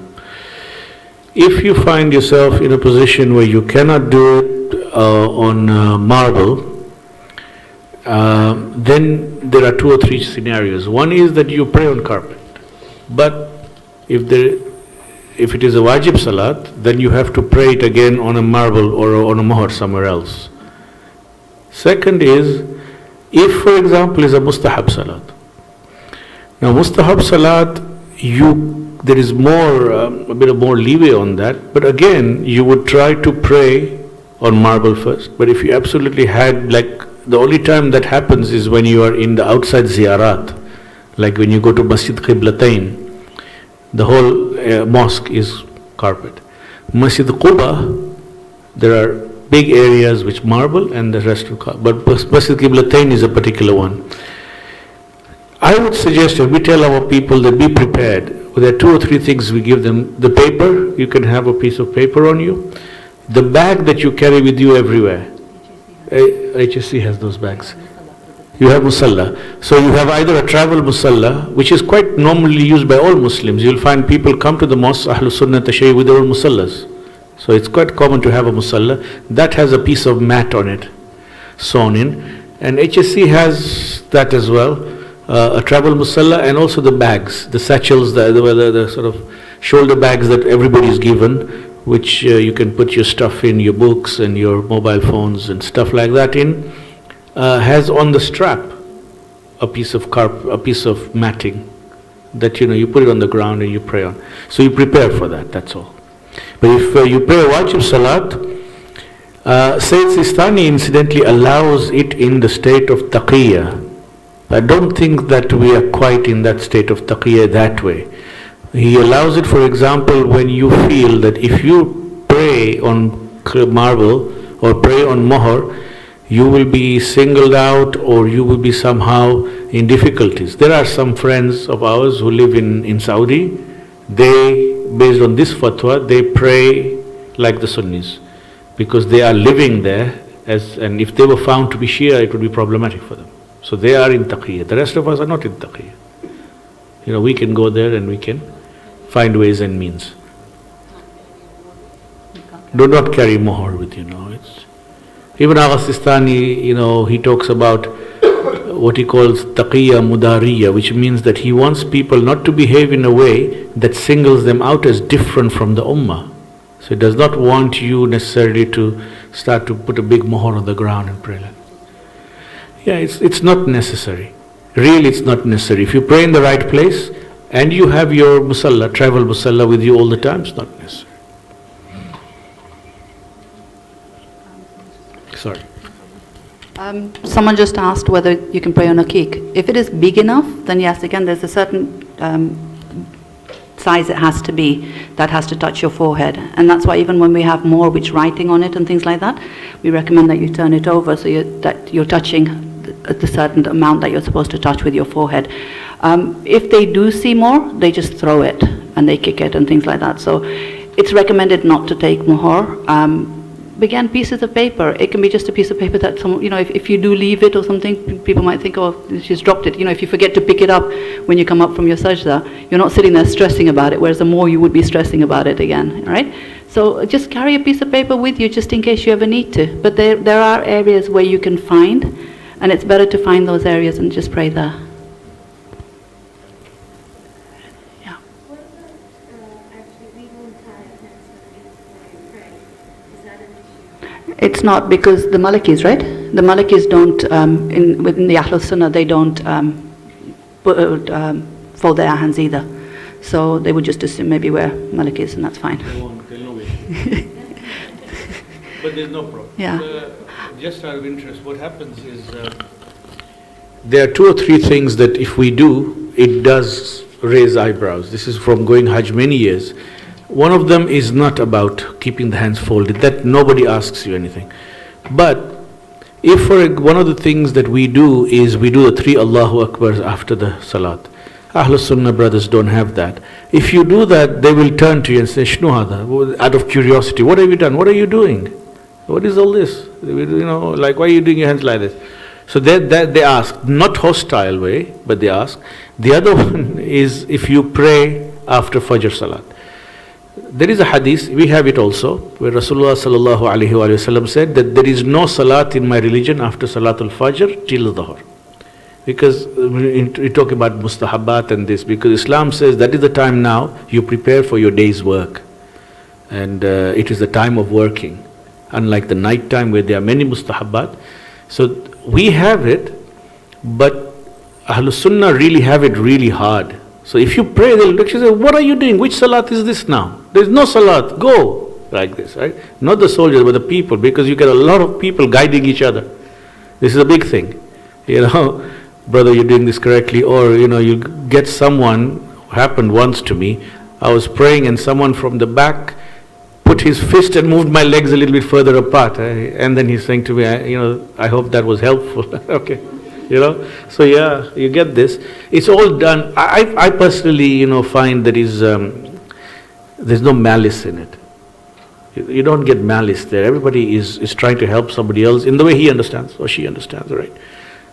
So take it for what it is, hug them and say thank you for that. Whatever it is, they're not doing it except because they're trying to help you, So sajda, they will kick it. Sometimes I've seen put a sajda down between Makkah and Medina in one of the places we were praying, and somebody just came and gave it a kick, right? So there is that kind of disrespect. You don't want to get into that situation. And I think the difference is, like Abbas said, the 3 Allahu Akbars are mustahab. It's not a wajibat. The kunut, again, they don't have kunut in their salah, in Zohar, Asr, Maghrib, Isha. So again, it's a mustahabat. You can just do it very quickly. It's a very highly recommended mustahabat. So maybe you don't want to let go of it, and that's fine. So maybe just recite a salawat very quickly and then join them in ruku. You don't have to raise your hands for kunut. You can actually. So you don't have to raise your hands. So you can just do it very quick. You don't want to make yourself different. It is about unity. It is about being with the ummah. But at the same time, obviously, you don't want to let go of your wajibat. Okay? We're not talking about the mustahabat, we're talking about the wajibat. Please ensure that the wajibat are fulfilled. The mustahabat, maybe, if you're doing it for the sake of unity, God would appreciate that. God will take that into account. One other masail that comes to mind, just out of interest, if there is, the masails normally are geared towards the followers of Ayatollah Sistani, may Allah give him a long life.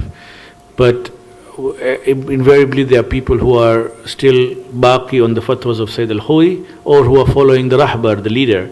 If they are doing these two things, they need to make sure that they are aware that the masail may not be exactly similar, although in 90% of the cases or more it is, but there are two or three things that come to mind that is different. Number one, Ayatollah Khamenei and Ayatollah Khomeini before him, they allow to pray behind a Sunni Imam, treating him exactly as a Shia Imam, right, in Hajj. And what happens there is that they're saying, fine, you join the Salat, you don't recite anything, the surahs. You listen to the surahs just like you would behind a Shia Imam, and your Salat is acceptable. Ayatollah Sistani says, that's fine for the sake of unity in terms of the form, but you must recite the surahs quietly. He says, he used the word quietly, not Maghrib is supposed to recite it normally loudly, so quietly for men, but you recite yourself. That is one that comes to mind. Second is about the open buses. Ayatollah says, who is Muqallideen must travel in open buses, even if they are going at night, and if they don't, which you can't get open buses now. It's, I saw some guys had one last year, God knows what they did, look like they'd cut the top off themselves. But in the main, if you're the following the fatwas of Sayyid al-Khawi still, then traveling between Makkah and Medina is going to, Medina to Makkah at night is not good enough, you will have to still pray kafara. Sayyid Sistani on the other hand, of course, allows at night, as do most Maraja now, except for when it rains. So when it rains, we have to stop the bus so that we're not traveling in rain, traveling, blocking ourselves from rain. It's not always possible. The other fatwa that is different is for anybody who is living in Azizia. This is only, I'm assuming EHM and HSC are here, Euro Hajj Mission and HSC, but the other Zuwar were also asked to come, other Hujjaj. The other Hujjaj groups are staying in Azizia. If you're from Hajj tours or any other group staying in Azizia, there is one real difference, and that is when it comes to wearing ihram for Hajj, and also when it comes to praying in Azizia. Ayatollah al-Khawi did not consider Azizia as part of Makkah. For him, Makkah was the older Makkah and not the suburbs and built-up areas. So there he did not consider that you had ikhtiyar of praying full. You had to pray qasr, number one. Number two, it was not good enough to do your ihram in the house. You have to come back to old Makkah to wear your ihram if you live in Azizia for Hajj. For Sayyid Sistani and for the Rahba, there is no such problem. We can wear ihram anywhere in Makkah, but we will inshallah wear in haram. And the reason we'll wear in haram is it's mustahab, and you will never have seen haram like that at all. Forget in Hajj time or Umrah time. There will be maybe on one wall one person. Everybody is in Mina. The whole world is in Mina except the Shias are still in Makkah and they are leaving for Arafat. But the whole, on the 8th, everybody goes to Mina and Makkah drains out. There is a tremendous temptation to do tawaf. You can't do tawaf, really, because you are already now entering into the, if you want to do tawaf at that time, do it before you make your niyat of Hajj. So you go into the haram, right? You've got your ihram on anyways, but you haven't done your niyyah for ihram. Until you make your niyyah and talbiyah, you're not in ihram yet. At that time you see, my goodness, I can do a tawaf touching the, so close to Kaaba. Do it if you want. If there is time, depends on your organizers. Then when you finish with the tawaf and salah, you then make your niyyah. I am entering into ihram for Hajj at-Tamattu. After that, there are no more mustahab tawafs. You have to enter into the Hajj sequence, which is 13 items to be done in a sequential order. Right? Those are the two or three changes, differences I think that there are in the fatwas, the salat and the ihram. And if you are following anybody else, then make sure that you bring his tawzi' manasikul hajj. If you are following another great scholar, marja taqlid, then bring the manasik with you. because the group scholars you have there will not have necessary access to those, although we have the phone numbers of their agents and we can rig for something if there is. Yeah. Any questions? Any more questions? There will be ample time there, again, as you heard, because each section will be done, like for example, there will be one whole session of 1 hour on just ihram and tawaf, masalan. It won't be like 13 things in 1 hour, right? It will be so that, and everybody has ample opportunity to ask, and inshallah you will have read, you will have listened, and there will be a lot more confidence in all of you by the time you hit the a'mal, inshallah ta'ala.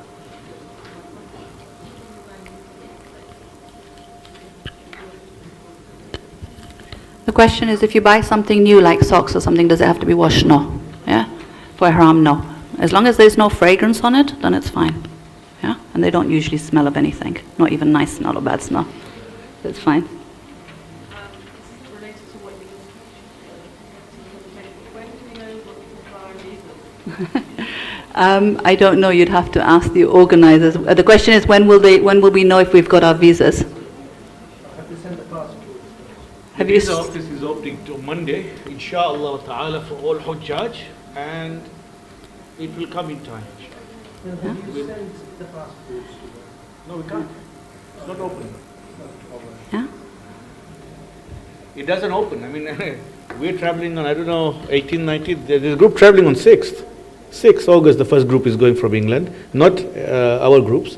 They are doubly worried because there's not much time. But up to now, the Saudis have never defaulted on that, in the sense they work 12, 14 hours a day once the office opens, and they will give the visas. And the organizer will send you an email, we have received the visas. So hopefully in a week's time they can complete the visa process. Yeah, if you have any special needs, you must talk to your organizer. I know there are people who want to travel on Friday and so on, and they're worried about how to do that because they want to go somewhere for business or work and come back.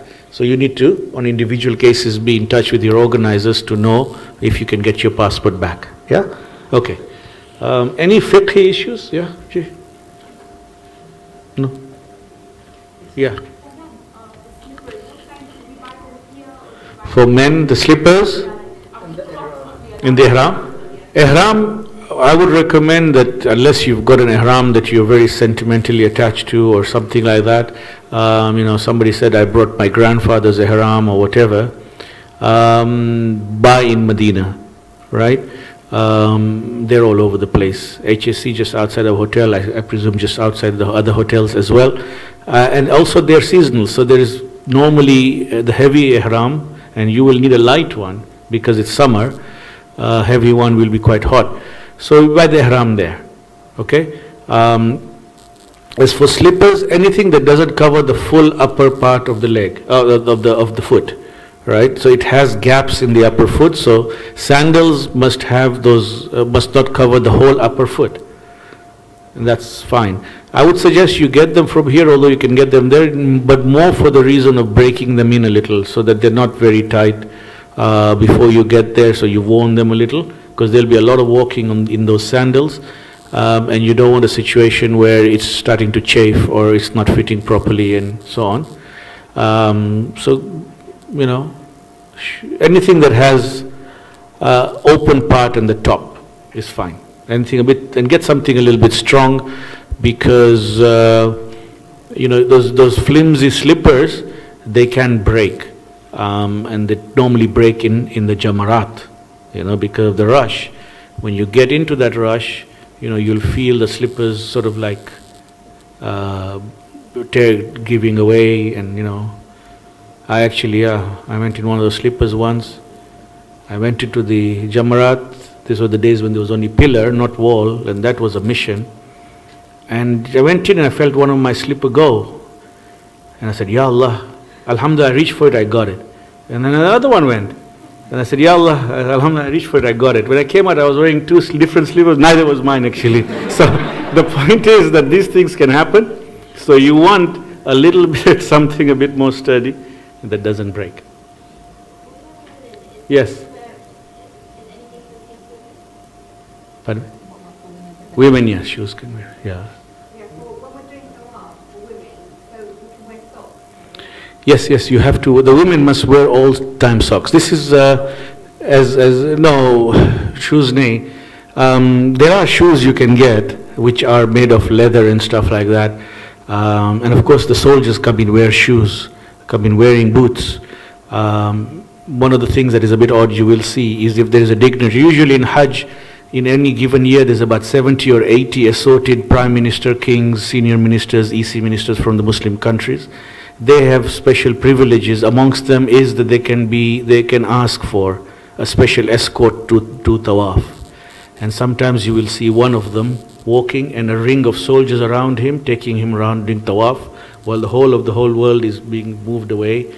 Those soldiers enter with shoes, but those shoes are specially, they're made of a special leather material and so on. So you will wear socks, and as you've heard, socks is part of hijab. I mean, this is something that is very, very clear. Sayyid Sistani is absolutely clear on it for women, that even in their day-to-day movement, there are women who wear hijab but don't wear socks because they are actually, I think, following what Sayyid Khoi used to say, but Sayyid Sistani is very clear. He believes that feet must be covered and only the face and the wrist, up to the wrists, can be open in namahram. So Sayyid Sistani's followers will all be wearing socks throughout. So, you know, when wearing our sandals for the rest of the time, they have to be halal as well. Not necessarily. What do you mean halal? So if you buy leather sandals, Okay, got you. Yes, halal.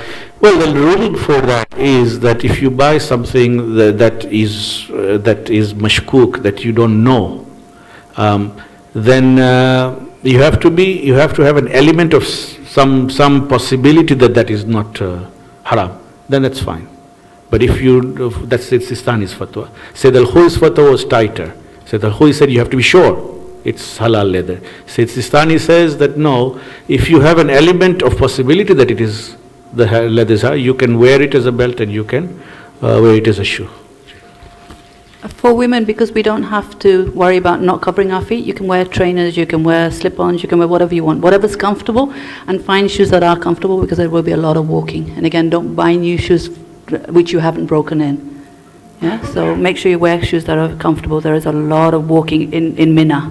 In haram, you can take your shoes with you. Yeah, you put it in a bag. You have shoe bags. So again, don't buy trainers which are really huge, because you'll be carrying it, putting it in the shoe bag and carrying it with you in the haram. And especially for the men, can they not have the, kind of sporty sneakers as people wear for the long walks? Not if you're in a haram. Yeah, so in a haram you have to have the top part of your feet uncovered as much as is possible. So it's like sandals are fine, slippers are fine, but trainers and things like that you wouldn't be able to wear. Yeah, for men.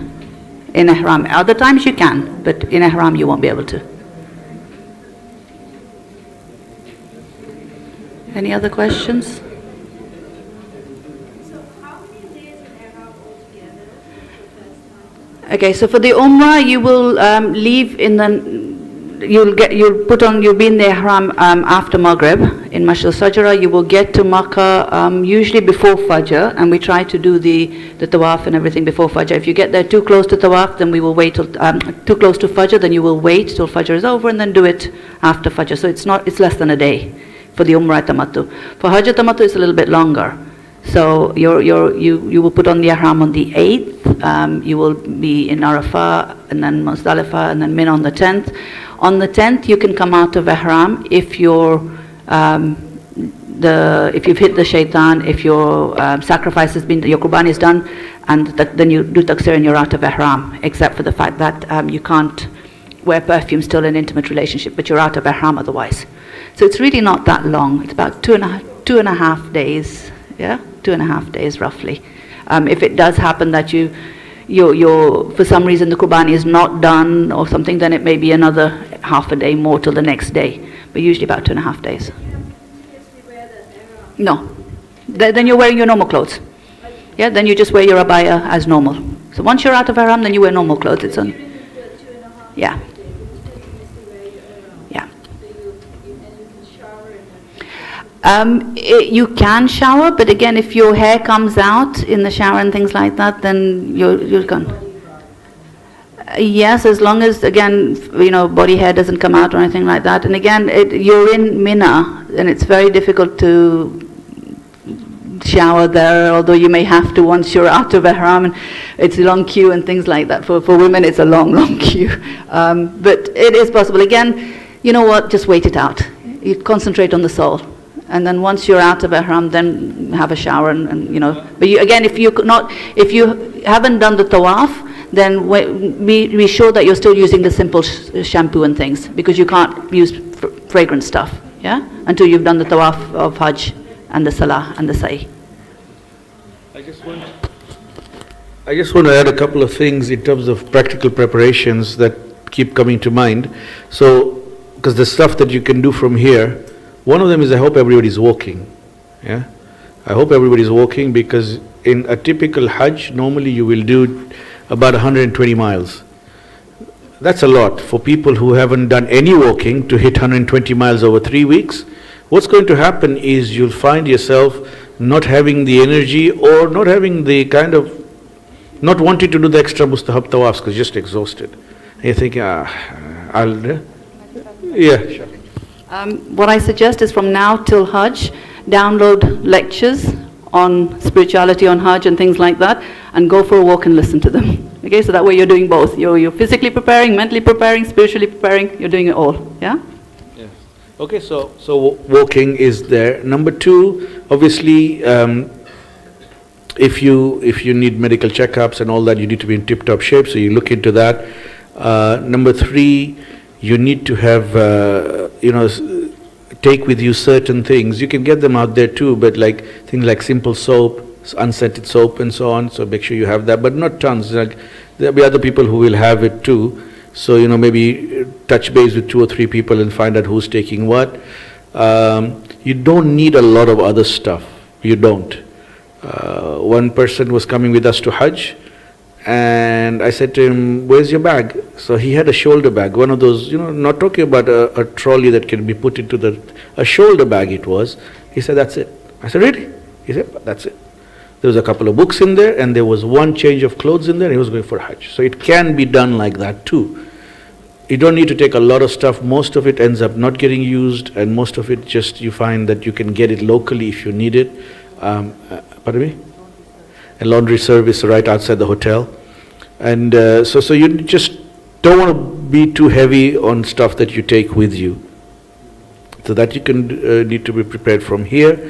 Just about insurance, it's not a bad idea. HSC, I think CoEJ insists on insurance. HSC recommends it. But we're not talking about insurance if something goes wrong locally, medically, because there's free treatment in Saudi and some of the best treatment. We've had one person in the group had a brain tumor. It was removed and operated on in Saudi.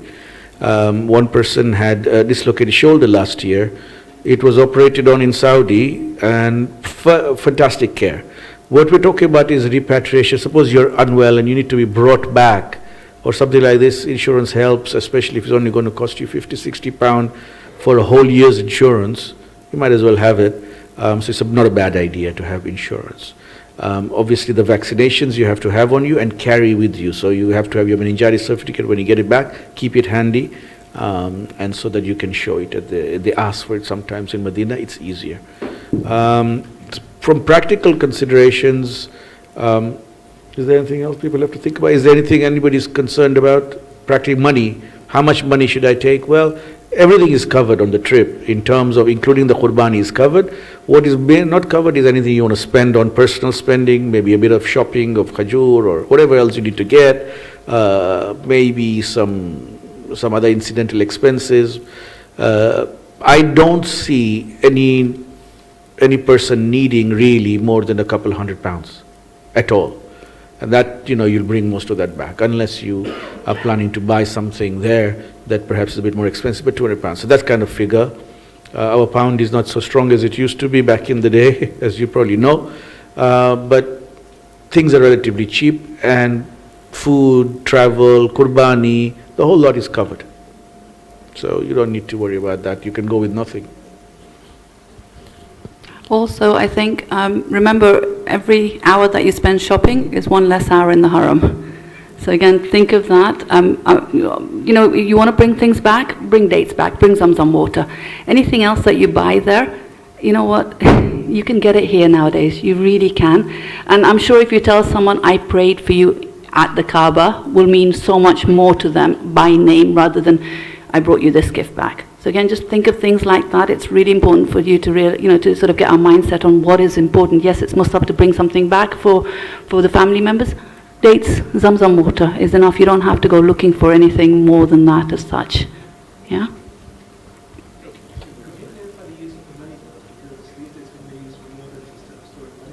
Okay. The ruling is for men in ihram, if they're wearing the money belt to hold up the ihram, it's not allowed. But if you're wearing it to keep the money, it's the intention, right? Even with the intention? Okay, it's changed. Okay, so yeah, okay, so you're allowed to wear it to keep up the ihram. You're allowed the money back. You are allowed, but the intention has to be for money, no? Okay, sorry, I stand corrected. So you can wear it to keep up the ihram. I was asked this specific question. Okay. You know, people ask other questions. So this is yeah. I said, sorry. I said sometimes people ask other questions and then things get harder. Like somebody asks other questions. We used to drink water everywhere. Then he said to Aga, there is some taps there that says that this is for wudu. Can we, this is for drinking only. It didn't used to say not for wudu, for drinking only. So Aga said if it says for drinking only, then you can't do wudu in it. Now that made things more complicated. But somebody asked Aga this question, that I want to wear the ihram not to keep the belt, not so that I can store my money, but to secure my ihram. He's okay with it. Yeah. Or any other belts?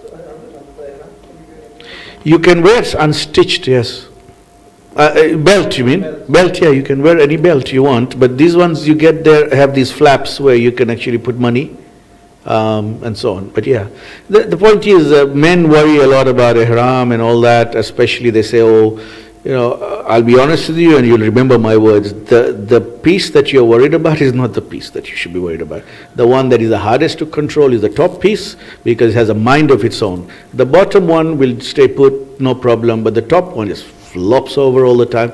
You can put a pin in it, in the top one. You can't put a pin in the bottom. We can put a pin in the top one. And like everything else, it's just you'll be shown how to wear ihram out there. Get the ihram out there. I really recommend it because it is the right kind for the season. Unless you've got a thin one, so you get the ihram over there. That's it. I think nowadays, personally, some of me and some friends, although it's not wajib to do that, we get two ihrams. We buy one in Medina and then we buy one in Makkah too. We don't use that ihram again. And the reason was, kind of, you know, because when you finish the Umrah, what happens is the whole world gives their ihram for laundry. Laundry, it comes back scented a little bit, I feel. You can actually, because they put it through their system, and it comes back with a fragrance, and that's a problem. Not to mention the fact that I don't think they're the ones that we gave in the first place sometimes, which means you're wearing somebody else's, or you know, so there's a problem of whose is it really, you know, that way. Not a problem of hygiene so much, but a problem of, is this not mine? Because you recognize it as a different kind of, the top and the bottom have different sholu designs, so you know there's one of them is definitely not yours. So we've started doing that. It's 30 riyals. 30 riyals is what? £5. Can I just, one thing that's just come to mind, for women, we have to make sure that our face is not covered. So when you're wearing the chadar, okay, it usually has a piece that goes over the chin, that can't be there. So you need to pull it down so you're actually wearing it like this, so the whole of the face is not covered. That's really, really important. And for men, again, the ear is considered part of the face. So when you're answering your mobile phones, don't put it like that, but sort of hold it away, or, you know, don't cover your whole ear, because again, you can't do that when you're in ihram.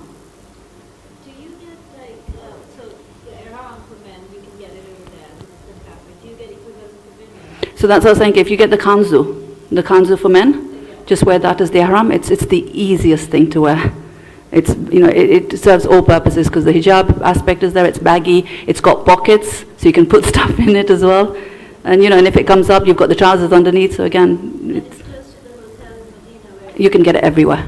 Just get the guys to go and get it for you.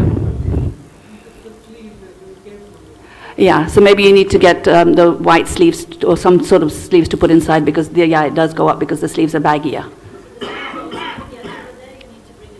Sleeves you'll have to, sorry. The question was the ihram for women. So I said the council is the easiest. Sleeves, can you get sleeves out there? I'm sure you can, but it's just easier to get them, take them from here. Just buy sleeves to just wear on inside so that when you put your hands up and you're moving around, your arms aren't shown. Yeah? Are you done? Do you really have your head shaved or it's like Do you really have to? Have your head shaved? or just like Yeah, so again, said whose fatwa was that if it was your first Hajj, you had to. So Sistani keeps option. It is highly, highly recommended to shave the head every time, not just the first time, but if you don't, then you can do the taqsir. And the Prophet ﷺ was asked this question, actually, the clear hadith, that should I do halak or taqsir? And he said halak. Then he asked him again, he said halak. When he asked him a third time, he said, you may do taqsir. The point is that, you do halak, inshallah ta'ala. It's fine. It's fine. Oh yeah, with the razor. With the machine it's not a problem with the machine, but technically with the machine, if you do it, it becomes kind of like a taqsir. Yeah. But halak is they take scalp, whatever it is they use, what are those cutthroat jobs, and they go straight to the. They're quite good at it. Not too many nicks and too many cuts. Yeah. And are you coming with HSC? With HSC, there are some gremlin. If you don't cut, somehow somebody just comes and raises you here in the night, and then you look at yourself and you look like a samurai. You'll have to go and do it then next morning. Also, I think when you're in the moment, it makes a huge difference. I know when my son went, he was a teenager, so it was like, yeah, I'm not doing it. I don't have to do it. I'm not doing it. But when he got there, he just went with it because you're on such a spiritual high that you won't be thinking about, what am I going to look like and what's going to happen and things. The other thing I wanted to say, especially for the ladies, remember that we're there for each other, we're a family. So if you notice someone's hair is showing or something, they're doing wrong or something, please, please, please tell each other and thank each other for telling each other. So don't take it to, when someone tells you something, don't sort of pull a face or don't sort of think, what is she doing telling me? We're a family. Just like I'd tell my own daughter or my mother or my sister, I would hope that you would treat me the same way because, I'd want to know and I would hope that you would want to know as well. So if you see me coming up and sort of saying, can you please sort out your hijab, your hair is showing, or, can you just I'm doing it out of love, okay, because I care. makes any sense? Okay, the question is, what about women who wear a cap when in ihram? That's the cap you wear inside your scarf, because so that your hair doesn't show. Again, yes, if you can, it's not a problem at all. In fact, if you feel your hair is going to show, then please do wear the cap, wear the headband, wear something. But usually when you're wearing a namaz chadar, they're quite tight if you've got a proper fitting one, so your hair shouldn't show. Yeah, so there's no problem with wearing the cap at all. Your umbrellas, for women, it's fine because we can be under shade, but for men, you can't. Yeah, one of the things that our brothers and sisters are allowed to do, brothers, is use umbrellas, Ahlul Sunnah, in ihram. We are not allowed to cover our heads in ihram, and so you cannot wear a cap or any other, go under a shade. You can go under a shade that is immobile if you want, like a building's shade, but you cannot go into a moving shade like an umbrella. And so when sometimes you're walking, somebody will actually look at you sweating and put his umbrella on your head, and you have to sort of, it becomes a bit awkward, but you have to kind of, somehow without telling him, move away from that. You cannot be going underneath a shade. Women have no such problem. And the other thing is that in Tawaf is one of the most testing times because it is a test of everything that winds you up will be done there. Your particular one will come to you. If you are wound up by people, cutting you up or pushing you or all this, it'll happen. And it's a great test of patience. Patience and also kind of empathy. In the beginning, I have one of these problems personally, that I don't like somebody putting their hands on my shoulder and pushing me in a queue. There, you'll find people placing their hand and leaning on you and walking. You walk, they walk. You're carrying them as well. It's their way. And I used to have this habit for a long time, that I would gently reach back and move the hand away, right? After a while, I realized, why am I even letting this happen, So now it's like, the moment it hits, you say, welcome, come. We'll go together, inshallah ta'ala. And the other thing that happened is you got to start to love everybody there, because you realize, how do you know this person? What has it taken for him to get there? Or her to get there? It may be a great, chance that made them come. It's not so easy as it is for us, maybe. One person, I met him, he was from Ivory Coast, and he said to me, that 5 of us have come representing 5,000 people. Because he said that we all paid the equivalent of £10, and then on the day of Eid, the Imam picked up 5 names, I was one of them. Because we couldn't afford to come otherwise. That is why he is there. And I guarantee you, these guys with their bad manners, right? If you went to them, they don't have the veneer, I call it. I think we have a very thin veneer of politeness and things from the West. They may not have that. They may be pushing and all that, but if you went to their house, they would open their house for you. They would treat you like a brother, the way we would not treat other guests like that. So you fall in love with, they're Muslims, they're Rasulullah's followers, they're there, okay, they're pushing. Let them push. So in Tawaf, just get into the habit of concentrating on the Kaaba. If there is space in front of you, walk. If there's no space, stop. And you'll be fine. You'll be fine. There's some, people who are pushing, let them push. There are these, ninja Indonesian women. They come, they have a long queue, and they have to hold each other. Otherwise, they have to hold each other. They will not let you cross them. And there's a queue of 20 of them with Mother Superior in the front, who is normally, and they're very short, and they come, and they go like this, Allah, we're doing that tasbih. But if you're in front of them, the one in the front pinches you, just a really sharp pinch on your butt. You fly out, she goes, Assalamu like this, and she just walks away, and you think, what happened there? But she's getting her crew through.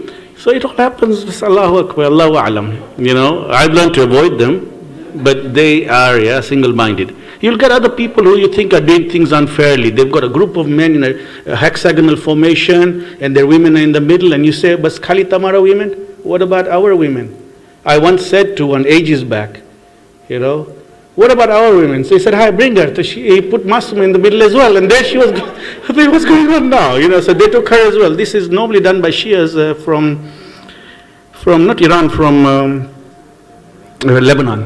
Lebanese. They do it like this. They have volunteers who do finish their tawafs, then they go with only their women. And they form a ring around their women, which is problematic for the tawaf. Tawaf is not meant to be done like this. It's hard for the rest, but they do it. Let it all flow over you non-judgmentally. You say to Allah subhanahu wa ta'ala, Allah, you are the judge. I don't know why this person is acting this way. It may be that they have a very good reason for it. It may be they're desperate. It may be they think this is a one-shot deal. It may be, who am I to judge them? I should judge myself and you judge me, right? So when you can get into that, it becomes richer. Otherwise you find, I'm talking too much, sorry. You find, one person said to me this, and he said to me, what? You said so much about how to be in the zone, how to do this, how to do that, and I was all prepped for it in the tawaf. I had all my du'as. He said, I walked in, one guy elbowed me in the ribs, and we fought each other for 7 rounds, and then I was out of tawaf. We glared at each other throughout. And he said, when I finished, I thought, Ya Allah, what have I done? This is shaitan. If somebody elbows you in the ribs, you get angry. This is shaitan. Let it happen. If you can do that, you'll be good. Inshallah.